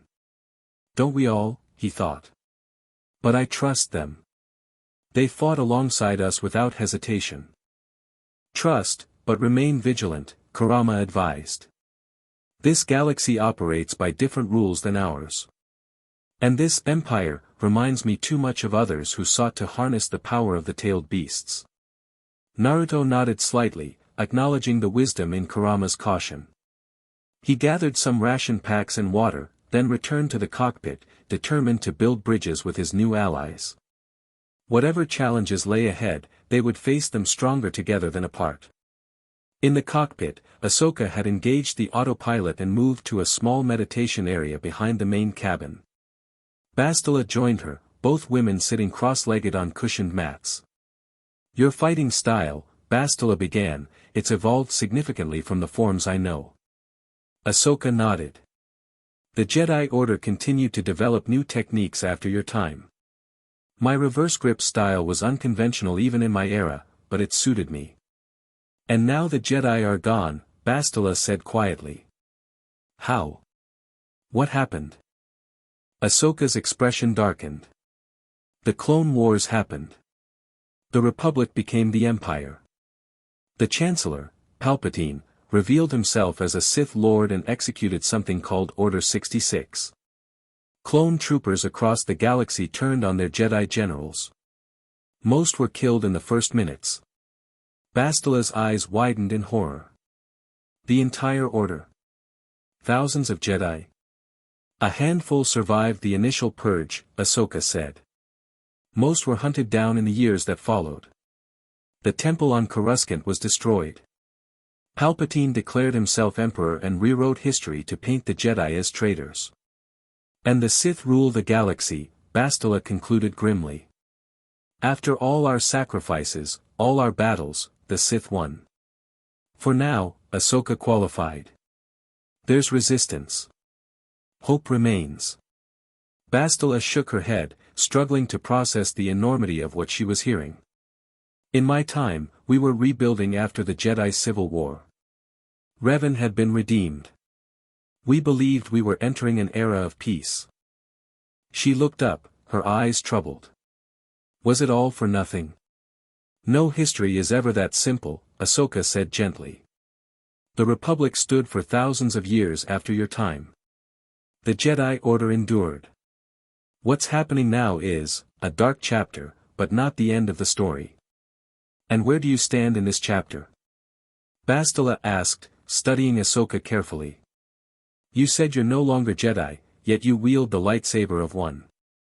Your presence in the Force is unusual. Ahsoka sighed. I left the Order before its fall. The Council made a mistake. They didn't trust me when I needed them most. She paused, old wounds evident in her voice. After that, I had to find my own path. I still believe in what the Jedi stood for at their best, peace, justice, compassion, but the institution had lost its way long before Palpatine destroyed it. A familiar story, Bastila observed. In my time, many felt the Order had become too rigid, too dogmatic. It's partly what allowed Revan and Malak to lead so many Jedi into war against the Mandalorians, and later to the dark side. Their conversation was interrupted as Naruto returned with ration packs and water bottles. Sorry to interrupt the Jedi history lesson, he said, offering them food. But even warriors need to eat. Bastila accepted a ration pack with a nod of thanks. We were discussing the fall of the Jedi Order. Cheerful topic, Naruto commented, sitting cross-legged across from them. He opened his ration pack, examining the unfamiliar contents curiously before taking a bite. Not bad. Kinda reminds me of field rations back home, except less fish flavor. You mentioned war in your world too, Ahsoka said, opening her own meal. The Fourth Great Ninja War, you called it? Naruto nodded, his expression becoming more serious. Yeah. It ended about 6 months ago, my time. Unified Shinobi Alliance against Madara Uchiha, Obito, Kagaya Otsutsuki, basically a succession of increasingly powerful bad guys who wanted to trap everyone in an eternal dream world.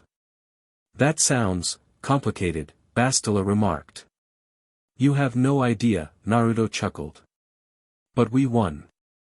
Cost us a lot, though. His hand unconsciously moved to his right arm, where Bastila noticed a slight difference in skin tone, a prosthetic, perhaps. My friend Niji died. Lost some good people. War always takes the best of us, Ahsoka said quietly. A moment of shared understanding passed between them, 3 warriors who had seen too much death, too much loss. So, Naruto said, intentionally lightening the mood, how about we compare notes on our abilities? If we're gonna be a team, we should know what each of us can do. Logical, Bastila agreed. In my experience, coordinated teams operate more effectively when aware of each member's capabilities. Ahsoka smiled slightly at the formal phrasing but nodded. Good idea. Though I think we've all seen a bit of what Naruto can do. Those shadow clones and that spiraling energy technique are unlike anything in Jedi or Sith arsenals. The Rasengan, Naruto supplied. Created by our 4th Hokage, he was my dad, actually. I've developed various versions over the years. The basic version is pure chakra manipulation, but I can add elemental nature to it, wind, mostly, to create more powerful variants. Like the shuriken-shaped one you used against the Inquisitors, Bastila recalled. Exactly. That's the raisin shuriken. Literally cuts at a cellular level. Naruto took another bite of his ration. But here, in your galaxy, it works differently. My techniques interact with the Force somehow. I've been thinking about that, Ahsoka said. The Force flows through all living things in our galaxy. It might be that chakra from your dimension is interacting with our Force in unique ways. When you used that wind technique, Bastila added, I felt ripples in the Force unlike anything I've experienced. Not dark side, not light side, but something else entirely. Naruto grinned. Back home, I've got access to all 5 basic nature transformations, wind, water, fire, earth, lightning, plus a few special ones. And that's not counting Sage Mode or Kurama's power. Kurama? Ahsoka questioned. Naruto hesitated, then decided on honesty. The 9-tailed fox. A being of pure chakra sealed inside me when I was born. We're partners now, but it was complicated for a long time. Bastila's eyes widened. You carry another entity within you? Is it controlling you? No, nothing like that, Naruto assured her. Kurama and I are partners. We share power, work together. He's actually listening to this conversation right now. He tapped his stomach. Say hi, Kurama. I am not saying hi to them, Kurama grumbled internally. But you may tell them I am assessing their trustworthiness. Naruto chuckled. He's being shy, but he says he's checking you out to see if you're trustworthy. Ahsoka seemed fascinated rather than concerned. A symbiotic relationship with a chakra entity, remarkable. Is this common in your world? There are 9-tailed beasts total, each with different numbers of tails indicating their power level. I'm what's called a Jinchuriki, a human vessel for a tailed beast. Naruto's expression grew more somber. For most of my life, people feared and hated me because of Kurama. They saw me as the monster, not the container. That sounds like the Jedi view of dark side users, Bastila observed. Fear leading to hatred, when understanding might have been more productive. Exactly. Naruto pointed at her, pleased by the comparison. That's what always bugged me about how Jinchuriki were treated. Fear instead of understanding. He turned to Ahsoka. What about you? What can you do with the Force? Ahsoka considered the question. The Force allows sensitivity to living beings, telekinesis, enhanced physical abilities. Some Jedi develop specialties, healing, precognition, empathic abilities. My strengths are in sensing the intentions of others and acrobatic combat. And your lightsabers are white, Naruto noted. Is that significant? The Inquisitors had red ones. Very significant, Bastila interjected. Lightsaber colors typically indicate alignment. Blue and green for Jedi, red for Sith. I've never seen white blades before. The crystals were red when I found them, Ahsoka explained. They belonged to an Inquisitor I defeated. I purified them, healed them. They turned white, neither Jedi nor Sith. Like you, Naruto observed perceptively. Ahsoka nodded, a small smile acknowledging his insight. Like me. In my time, Bastila said, igniting her golden blade briefly, yellow and orange blades were common among Jedi sentinels, those who balanced combat skills with scholarly pursuits. My battle meditation ability made me valuable to the Republic fleet during the war. Battle meditation? Naruto questioned. A rare Force ability, Bastila explained.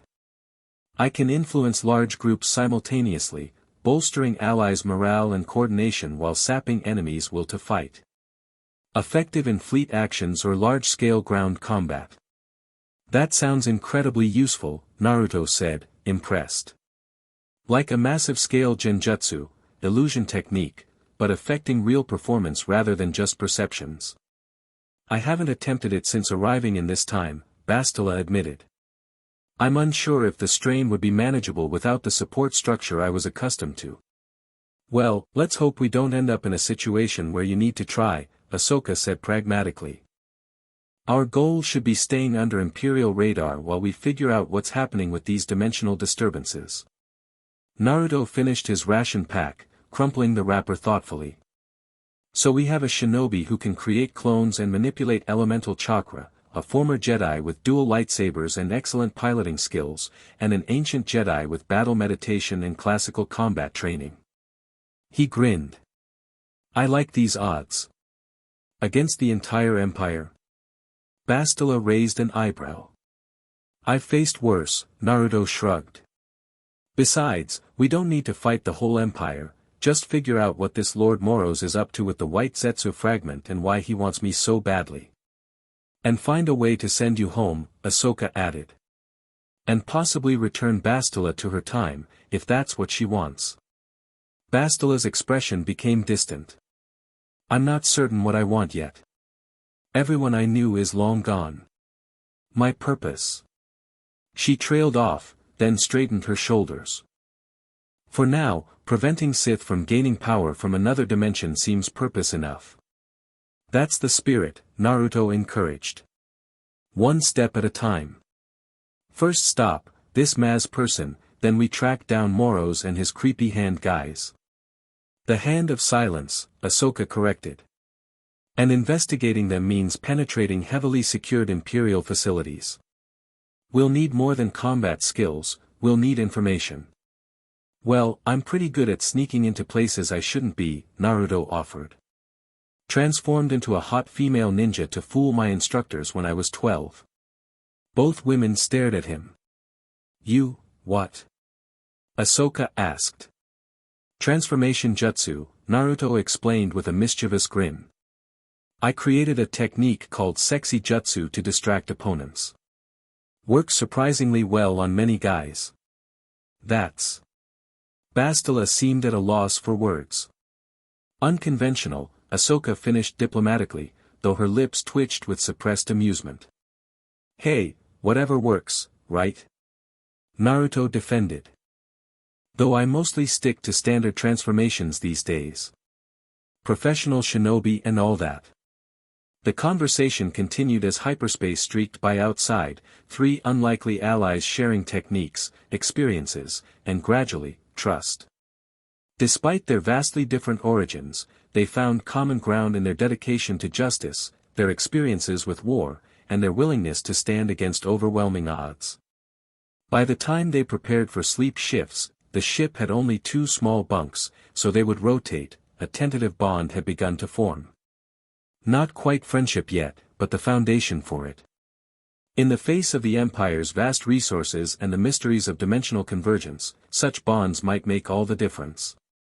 Light years away, aboard the Star Destroyer Arbitrator, Darth Moros stood before a holographic projection of the Imperial facility on Prakith. The dark side adept's face remained hidden beneath his hood, but his displeasure radiated through the Force, causing the officers on the bridge to maintain a respectful distance. The Hand of Silence failed, Moros stated flatly, addressing the hologram of Commander Vex. They encountered unexpected resistance, my lord, Vex reported. The target has allied with not only the rebel Ahsoka Tano but also a temporal anomaly, a Jedi from the Old Republic era. Moros was silent for a moment, his gloved fingers tapping thoughtfully on the console. Interesting. The dimensional thinning is progressing faster than anticipated. First the shinobi, now a temporal displacement. The hand confirms the target's abilities match our specimen's energy patterns exactly, Vex continued. He appears to be a living vessel for the nine-tailed entity referenced in the records. A Jinchuriki, Moros pronounced the foreign word with practiced ease. The culmination of our research. The Hand of Silence requests reinforcement for their next encounter, Vex said. Perhaps deploying the Harvested, no, Moros cut her off. The Harvested are not ready for field deployment. Their integration of chakra pathways remains unstable. He considered for a moment. Deploy the second division of the Hand, the ones with the prototype implants. They will test the target's defensive capabilities. Yes, my lord. And their ship? Our tracking suggests they're headed toward the western reaches, Moros replied. Most likely Takodana. Maz Kanata's establishment has long been a haven for those seeking to avoid imperial entanglements. Shall I dispatch a full strike team? Vex asked. No. Send only the enhanced hand operatives. Minimal imperial presence. I want this handled quietly. Moros's voice lowered. The Emperor must not learn of the dimensional breach until we have controlled its potential. The implied sedition hung in the air, but Vex merely nodded. Understood, my lord. And the fragment? Increase power to the containment field. Its resonance with the target grows stronger with proximity. We must accelerate our timeline. The hologram faded, leaving Moros alone with his thoughts. He turned to the viewport, gazing at the stars as if seeing beyond them to other dimensions. Soon, he murmured. Soon the power of both worlds will be mine to command. The Emperor, the Rebellion, all of them will bow before the new order. In his private laboratory several decks below, the white Zetsu fragment pulsed with increasing intensity, tendrils of its substance reaching toward the containment field like seeking fingers. And deep within its cellular structure, a pattern formed momentarily, a spiral pattern that resembled a distinctive blood red eye with 3 tomo marks. The castle of Maz Kanata rose from the shores of Nymeave Lake like an ancient sentinel, its weathered stone walls testament to centuries of standing watch over Takodana. Flags of various worlds and organizations fluttered from its towers, a visible declaration of neutrality in galactic conflicts. Ahsoka's ship settled on a landing pad near several other vessels of various makes and origins. The trio disembarked cautiously, Ahsoka leading the way while Bastila and Naruto took in their surroundings with varying degrees of wonder. So many different aliens, Naruto observed, watching the diverse crowd moving in and out of the castle. Way more variety than back home. The galaxy contains thousands of sentient species, Bastila informed him. Though I note several that were unknown in my era. Evolution and exploration continue even across millennia, Ahsoka said. Stay close. Maz's castle operates under strict neutrality rules, no fighting, no imperial entanglements, but that doesn't mean everyone inside plays by the rules. They approached the massive entry doors, which swung open to reveal a bustling tavern scene inside. Music from an alien band filled the air, mixing with the cacophony of dozens of languages being spoken simultaneously. The smell of exotic foods and drinks wafted through the chamber, along with the less pleasant odors of various alien species in close quarters. Wow, Naruto breathed, taking it all in. It's like a Chiraka ramen shop but 1,000 times bigger and with tentacle people. Ahsoka led them through the crowd, navigating with practiced ease. Many patrons glanced their way, a human in unusual orange attire, a Togruta with white lightsaber hilts visible at her belt, and a human woman in ancient-style Jedi robes made for a distinctive group. There, Ahsoka nodded toward a diminutive orange-skinned alien adjusting the magnification on her oversized goggles as she mediated a dispute between a Rodian and a Deveronian. That's Maz. As if hearing her name despite the distance and noise, Maz Kanata looked up, her enlarged eyes fixing directly on their group. She said something to the arguing aliens, who immediately ceased their dispute, then made her way through the crowd toward Ahsoka and her companions. Ahsoka Tano, Maz greeted, her voice carrying surprising authority for her small stature. I was wondering when you would visit my establishment again. Her gaze shifted to Bastila, and her eyes widened further behind the goggles. Now this is unexpected. A visitor from the distant past. Bastila blinked in surprise. You can tell. Child, I was already old when you were young the first time, Maz chuckled. Then her attention turned to Naruto, and she fell uncharacteristically silent, studying him intently. And you don't belong here at all, do you? Not in this time, not in this galaxy. That obvious, huh? Naruto rubbed the back of his head. To eyes that have seen as much as mine, yes. Maz gestured for them to follow. Come. Whatever brings the three of you to my door is not for public discussion. She led them through the castle to a private chamber filled with artifacts, trinkets, and treasures from countless worlds. After securing the door, Maz climbed onto a chair that brought her closer to eye level with her guests. Now, she said, adjusting her goggles again, tell me why the Force has brought together a shinobi, a former Jedi, and a Jedi of the Old Republic. You know what I am? Naruto asked, surprised. I have lived long enough to remember when the barriers between worlds were last thin, Maz replied cryptically. When the patterned ones walked among us briefly. She reached for a small box on a nearby shelf, opening it to reveal what appeared to be a forehead protector similar to Naruto's, but ancient and weathered, bearing an unfamiliar symbol. One left this in my keeping. Said someday another might come who would understand its significance. Naruto leaned forward, examining the headband. This is definitely a shinobi forehead protector, but I don't recognize the village symbol. It's not from any of the 5 great nations. Because it may predate them, Ahsoka suggested. How long ago was this, Maz? Over 1,000 years, the ancient alien replied. During the time of the Old Republic, before the Rusin Reformation. She returned the artifact to its box. But you didn't come to discuss ancient history. You are being hunted. By the Empire, Bastila confirmed. Specifically, an Imperial dark side user called Lord Moros and his agents, the Hand of Silence. Maz's expression grew serious. Moros. A name whispered even here, where Imperial matters are normally left at the door. She shook her head. He operates beyond the Emperor's normal chain of command. Specializes in ancient Force artifacts and forbidden knowledge. He's got something from my world, Naruto explained. A white Zetsu fragment. And he seems to know a lot about chakra, Jinchuriki, things he shouldn't have any way of knowing. Unless this isn't the first contact between your worlds, Maz suggested. She moved to a star map projected in one corner of the room, activating it with a gesture. There are places in the galaxy where the Force flows strangely, nexus points where reality itself grows thin. The Jedi monitored these sites for millennia.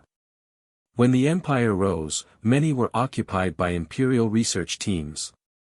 The map highlighted several locations across the galaxy. Ahsoka studied it intently.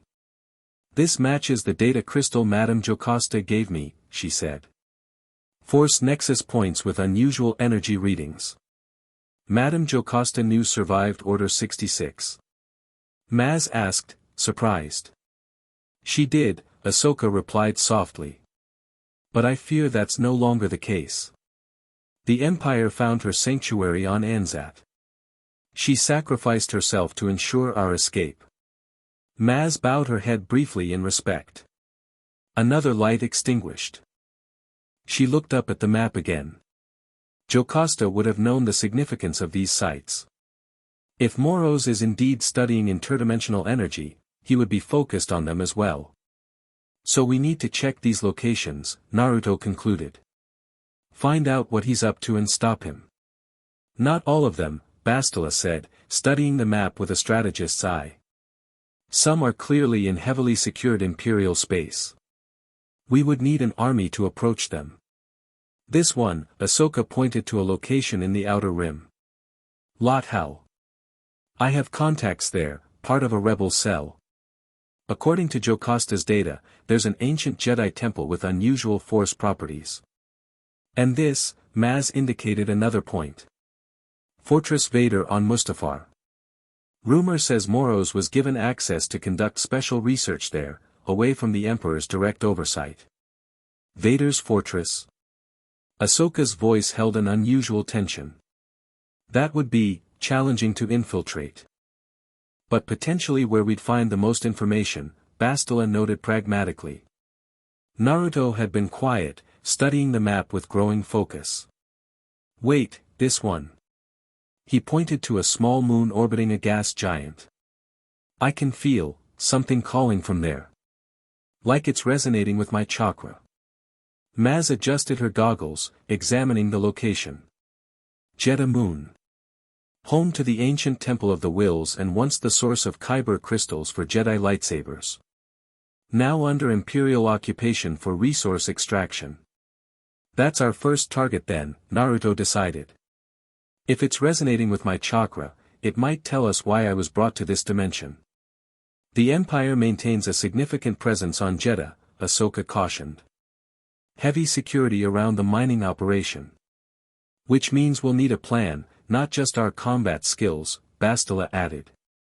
Before you embark on this journey, Maz interjected, there's something else you should know. She activated a different holographic display, showing an Imperial alert bulletin.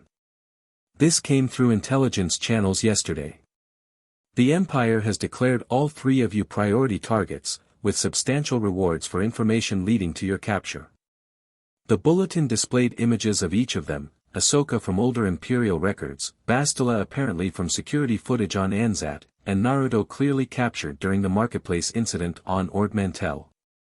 Well, that complicates things, Naruto muttered. Perhaps not, Maz said with a sly smile. Being hunted means the hunters expose themselves. She turned off the display. I can provide disguises, identification documents, and a different ship. The one you arrived in is certainly flagged in Imperial databases by now. We'd be grateful for the help, Ahsoka said. Maz nodded, then fixed her enormous eyes on each of them in turn. The coming together of different energies, chakra and force, past and present, different dimensions, this is not coincidence. The force works in patterns beyond our understanding, bringing together what is needed when it is needed. Meaning what, exactly? Bastila asked. Meaning, Maz said, her ancient eyes twinkling, that the 3 of you represent something new. Something neither Jedi nor Sith, neither shinobi nor samurai. Something balanced between all traditions. The Grey Path, Naruto remembered the words from the Nexus. That's what the voice in the crystal cave said. The Grey Path emerges. Grey, Maz mused. Neither light nor dark, but embracing aspects of both. There have been those throughout history who sought such a path, Jedi who used controlled passion, Sith who tempered power with compassion. Few succeeded. Because institutions resist change, Ahsoka observed. The Jedi Code, the Sith philosophy, both became dogmatic, rigid. While in my world, Naruto added, the shinobi system evolved. We learned to move past the cycle of hatred, to understand each other across village boundaries. Perhaps that is why you were brought here, Maz suggested. To help forge a new understanding of the Force, one that incorporates the wisdom of your world's evolution. The implications hung heavily in the air. Bastila, product of the ancient Jedi Order's strict teachings, looked troubled but thoughtful. Ahsoka, who had left the Order over its failings, seemed to find validation in the concept. And Naruto, who had already helped reshape his own world's understanding of power and cooperation, appeared intrigued by the challenge. First things first, he said practically. Disguises, new ship, then Jedha. We'll worry about reshaping galactic philosophies after we stop Moros from whatever he's planning. Maz laughed, a surprisingly rich sound from such a small being. I like you, Shinobi. Practical in the face of destiny. She hopped down from her chair. Come. Let's prepare you for your journey. 2 days later, a nondescript freighter identified in shipping registries as the Wandering Star departed Takedana. Its manifest listed a human captain named Torin Navik, his Togruta first mate Ashla, and a human female navigator called Jaina. Their cargo, medical supplies bound for Jedha. In reality, the ship carried Naruto, Ahsoka, and Bastila, each with altered appearances courtesy of Maz Kanata's connections. Naruto's distinctive blonde hair was now dyed black, with synthetic facial hair and Spacer's clothing replacing his orange jumpsuit. Ahsoka wore paint that changed her facial markings and head tails to patterns uncommon for Togruta, making facial recognition more difficult. Bastila's transformation was the most dramatic, her long hair cut short and dyed auburn, with cybernetic implants visible at her temple suggesting a background far removed from ancient Jedi. The ship itself was heavily modified beneath its unremarkable exterior, enhanced shields, concealed weapon systems, and a hyperdrive significantly faster than its registry suggested. A gift from Maz, who had simply said, "Consider it an investment in the future," when they tried to negotiate payment terms. In the main cabin, converted temporarily to a planning room, the three studied the holographic layout of Jeddah City and the surrounding Imperial installations. "The Temple of the Wills is here," Ahsoka indicated the central structure. Once the heart of Jeddah's spiritual community. Now partly converted to Imperial Command Headquarters. "And the Kyber crystal mines?" Bastila asked. "Surrounding the city in a radius of about 10 kilometers, Ahsoka replied, expanding the map. "Heavy security, especially at the primary extraction points." Naruto studied the map intently. "The resonance I felt, it's coming from somewhere beneath the temple. Deeper than these maps show." "Ancient chambers," Bastila suggested. Many Jedi temples were built on sites of natural force concentration. There could be caverns or structures predating the Temple of the Wills. "The question is how to access them without alerting Imperial forces," Ahsoka said. "Our cover as medical suppliers gets us into the city, but not the temple itself." Naruto grinned. "Leave that to me. My specialty is getting into places I'm not supposed to be." "We need more than infiltration," Bastila cautioned. "We need to understand what we're looking for. If there's a connection between this temple and your arrival, it could manifest in various ways." "Like what?" Naruto asked. "Symbols matching those from your world, unusual energy readings, artifacts with properties similar to the disk that brought you here," Bastila listed. "In my time, temples often contained holocrons, repositories of knowledge left by previous Jedi. The Empire has likely confiscated anything that obvious," Ahsoka noted. "But they might have missed something if it wasn't recognizably Jedi in nature." The ship's comm system chimed, signaling an incoming transmission. Ahsoka moved to the cockpit to answer it, keeping their cover intact. She returned moments later, her expression troubled. "Imperial checkpoint ahead at the Jeddah approach vector," she reported. "They're scanning all incoming vessels. Apparently, there was an incident involving rebel activity, and security has been tightened." "Can we bypass it?" Bastila asked. Ahsoka shook her head. "Not without raising suspicion. Our best option is to maintain our cover and proceed normally. The ship's documentation should hold up to standard scrutiny." "And if they board us for inspection?" Naruto questioned. "Then we improvise," Ahsoka replied with a slight smile. "Something I understand you excel at." Naruto chuckled. "True enough. All right, let's stick with the plan. Medical suppliers, nothing suspicious here, just trying to make an honest living in the galaxy." They returned to their designated positions, Ahsoka at the pilot's controls, Bastila as navigator, and Naruto in the cargo hold, ready to use transformation jutsu if Imperial inspectors came aboard. The Imperial checkpoint consisted of a light cruiser positioned in Jeddah's approach vector, with several TIE fighters patrolling nearby. When their ship reached scanning range, a stern voice came over the comm, "Freighter Wandering Star, this is Imperial Security Checkpoint Oryx 7. Transmit cargo manifest and crew identification immediately."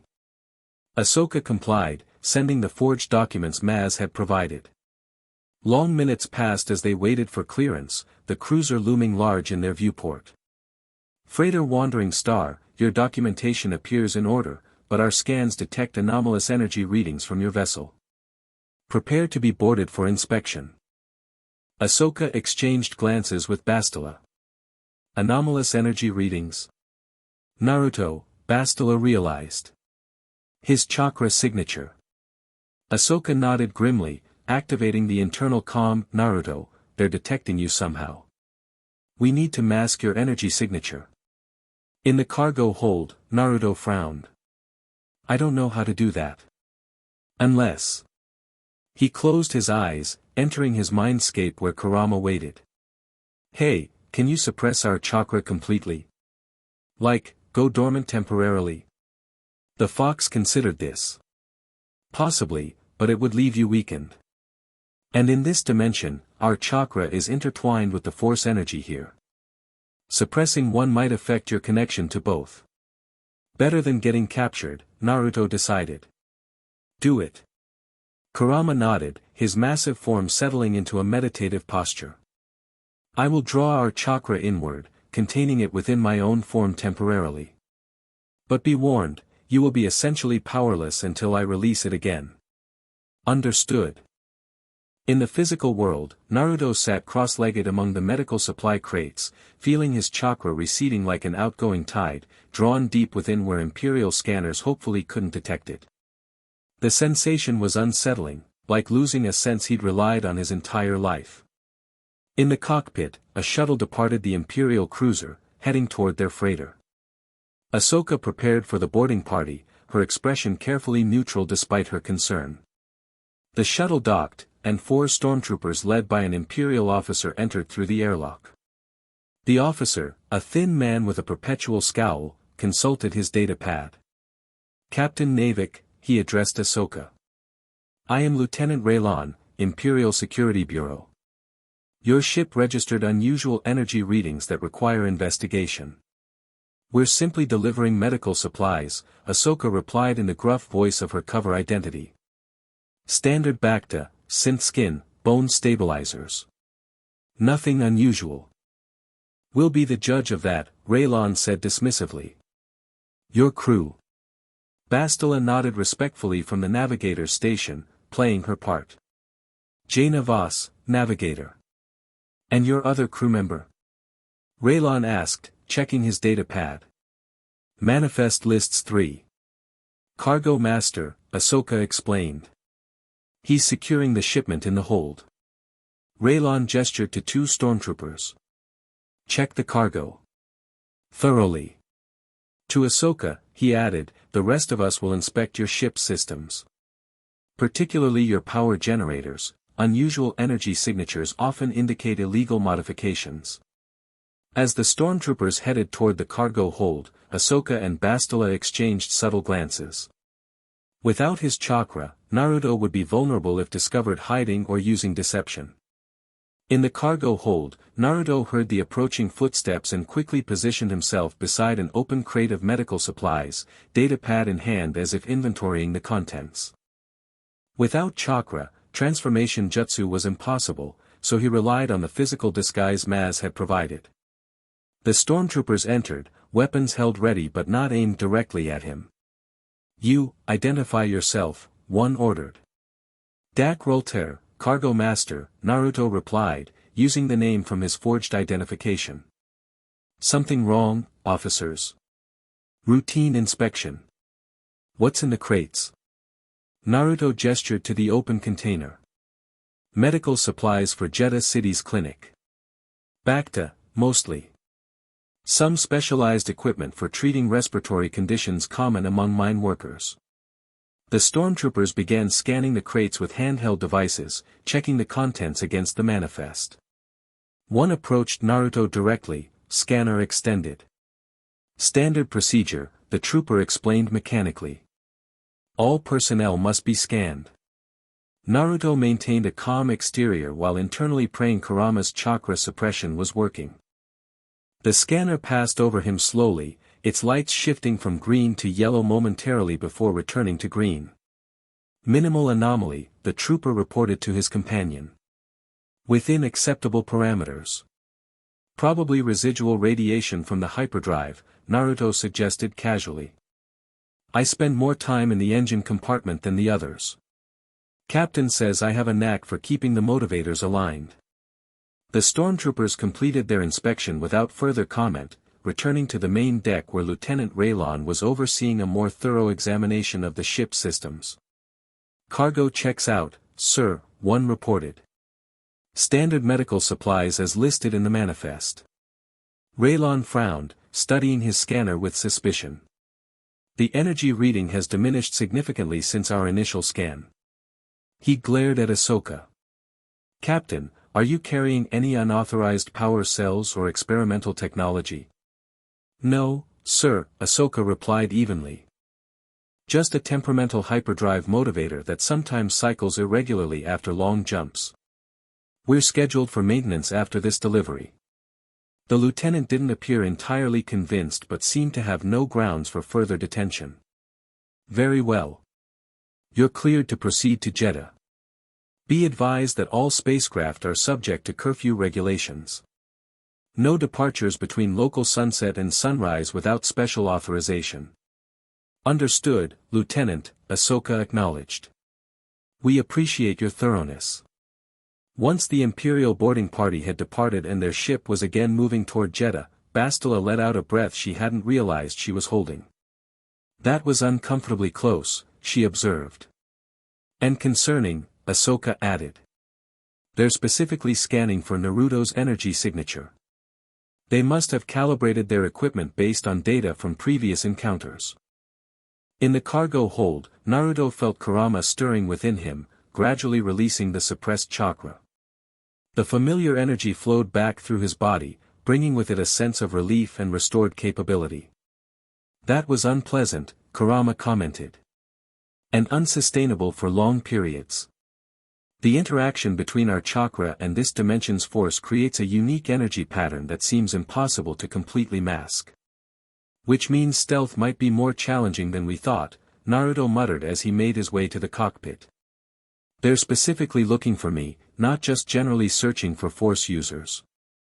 Moros must have deployed sensors tuned to your specific energy pattern throughout key Imperial checkpoints, Ahsoka theorized as their ship approached Jeddah's atmosphere. Which confirms he's taking your presence very seriously. At least we made it through, Bastila noted, observing the desert moon growing larger in their viewport. Though I suspect leaving may prove more difficult than arriving. Jeddah City appeared as they descended, a walled settlement built atop a massive plateau, ancient stone structures mingling with more modern additions. The Temple of the Wills dominated the skyline, its distinctive domed roof and tall spires visible even from a distance. Around the city, Imperial mining operations scarred the landscape, massive excavators and processing facilities extracting kyber crystals from the once sacred ground. They landed at the designated spaceport on the city's eastern edge, completing arrival protocols with port authorities who seemed more interested in processing paperwork than actual security. Their medical supplies were assigned to a local distribution center, where an Imperial officer would inspect them again before releasing them to the city's clinic. We should split up, Ahsoka suggested as they prepared to disembark. I'll handle the supply delivery, maintain our cover and get a sense of the Imperial presence in the commercial district. I'll visit the marketplace, Bastila volunteered. In my experience, local traders often have more accurate information about a place than official sources. Particularly regarding access to restricted areas. Which leaves me to scout the temple, Naruto concluded.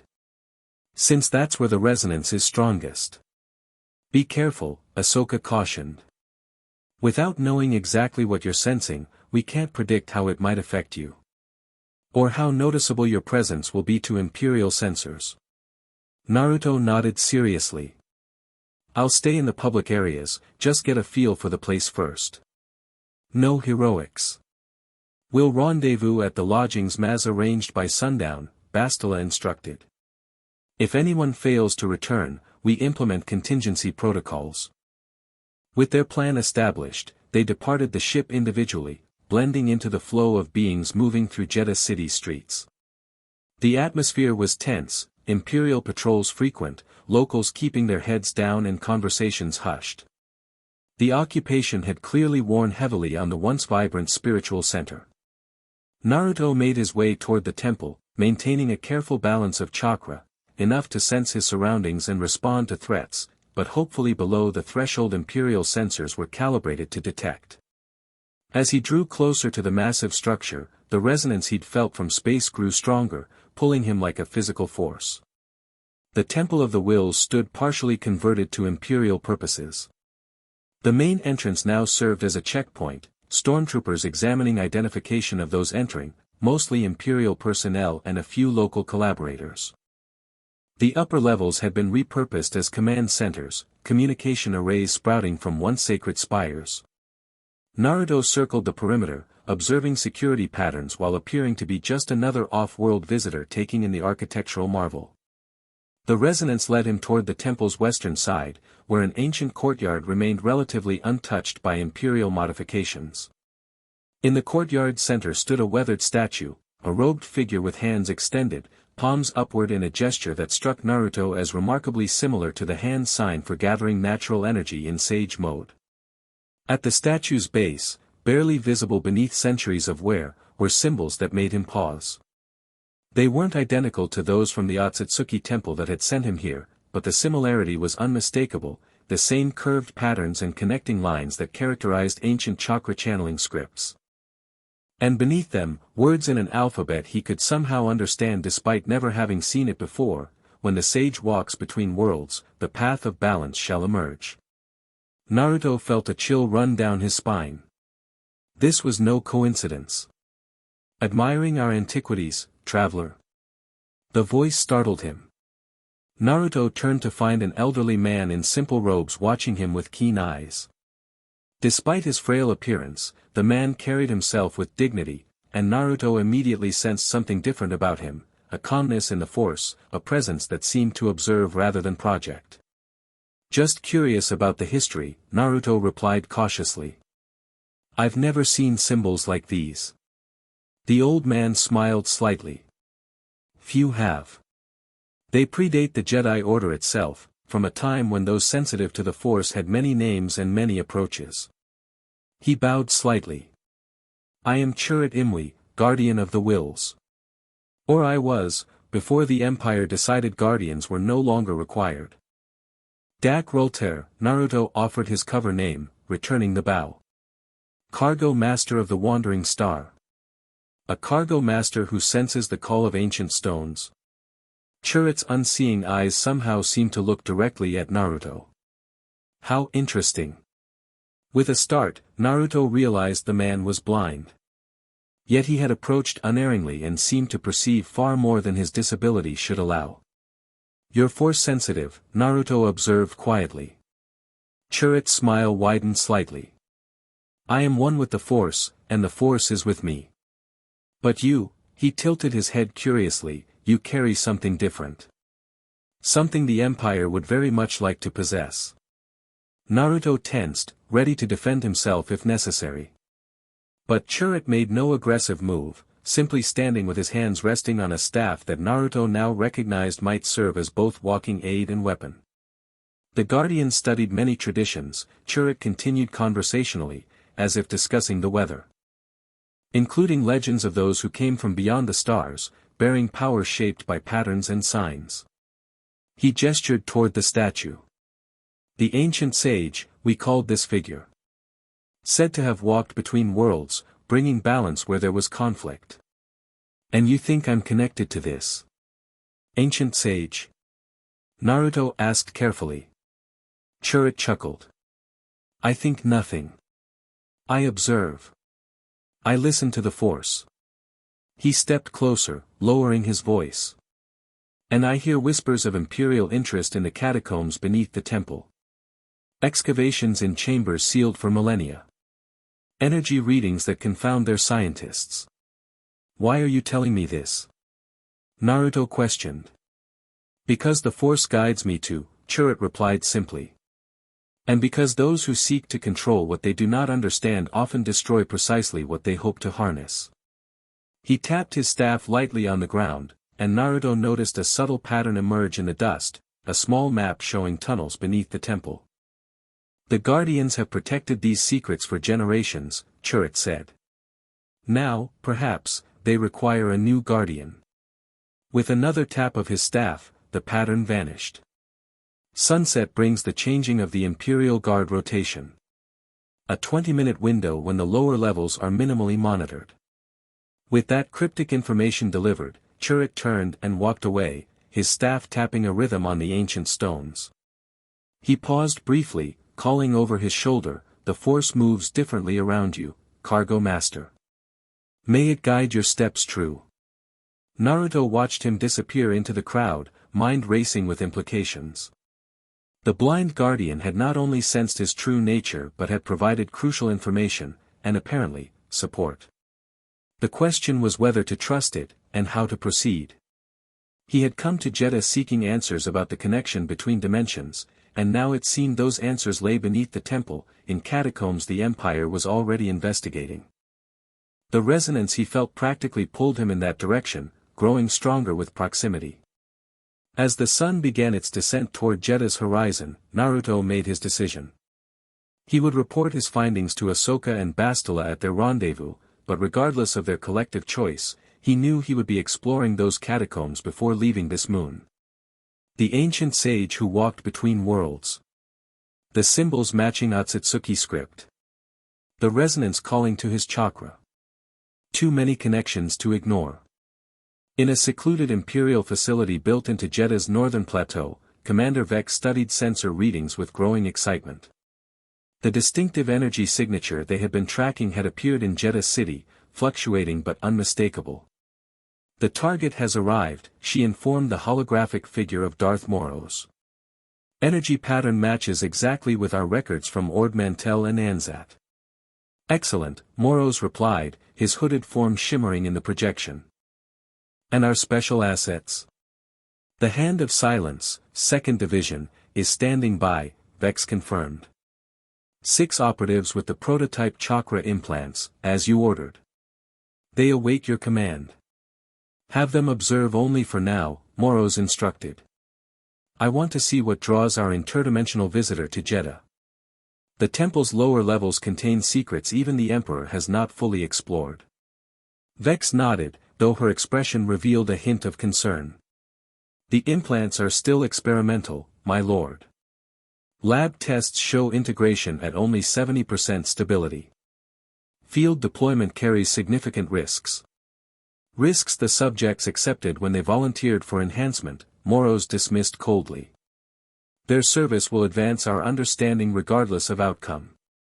On a nearby monitor, security footage showed Naruto, disguised but identifiable to those specifically looking for him, conversing with an elderly blind man in the temple courtyard.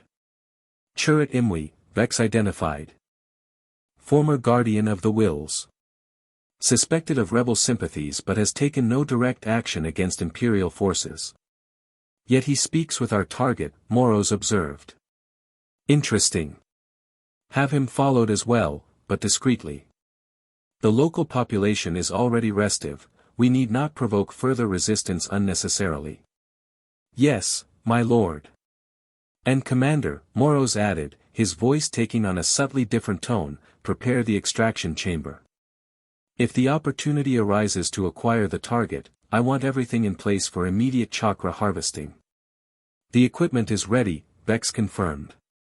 Though without your personal oversight, I am already en route, Moros interrupted. My ship will arrive within 6 standard hours. Until then, surveillance only.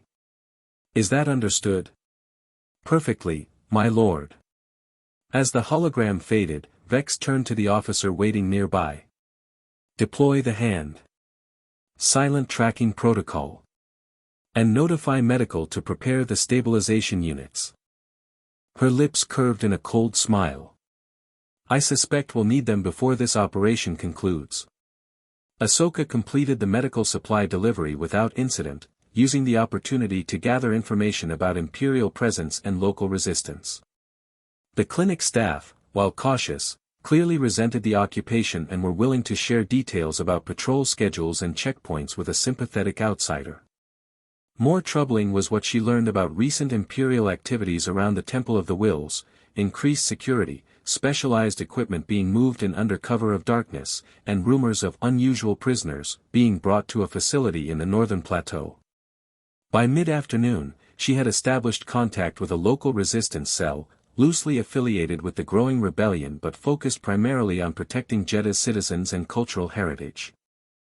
Their leader, a former mercenary named Saw Gerrera, was apparently off-world, but his lieutenants provided valuable intelligence about Imperial operations. They've been excavating under the temple for months, a Twi'lek woman named Numa explained in the back room of what appeared to be a simple tap cafe. Initially, we thought they were just mining for kyber crystals like everywhere else, but their equipment, it's different. Scanning technology, containment fields. Not mining equipment. Any idea what they're looking for? Ahsoka asked. Numa shook her head. Not specifically. But one of our people works sanitation detail in the Imperial compound. He overheard officers discussing dimensional anomalies and energy pattern matching. Mean anything to you? Ahsoka kept her expression neutral despite the alarm bells ringing in her mind. Could be related to kyber crystal research. The Empire has been weaponizing them. Maybe, Numa conceded, though she didn't seem convinced. But 3 days ago, a special Imperial unit arrived, soldiers with unusual armor, not standard stormtroopers. They've been running drills at the northern facility.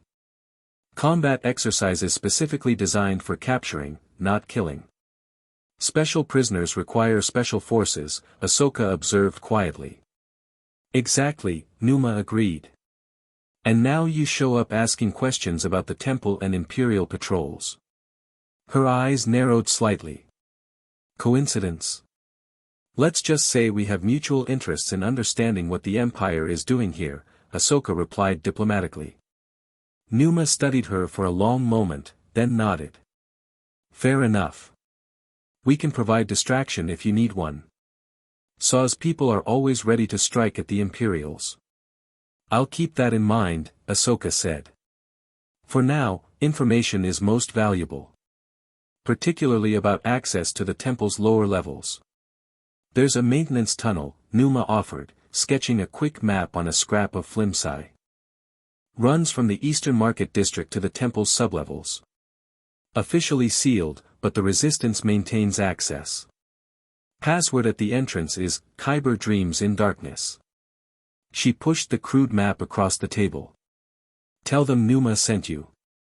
Ahsoka committed the map to memory, then destroyed the flimsy. Thank you. If we discover anything about the Empire something went wrong with this response, please try again. Go forward and start the next chapter. The end. Thank you for watching this video. Please be sure to subscribe to our channel and like this video.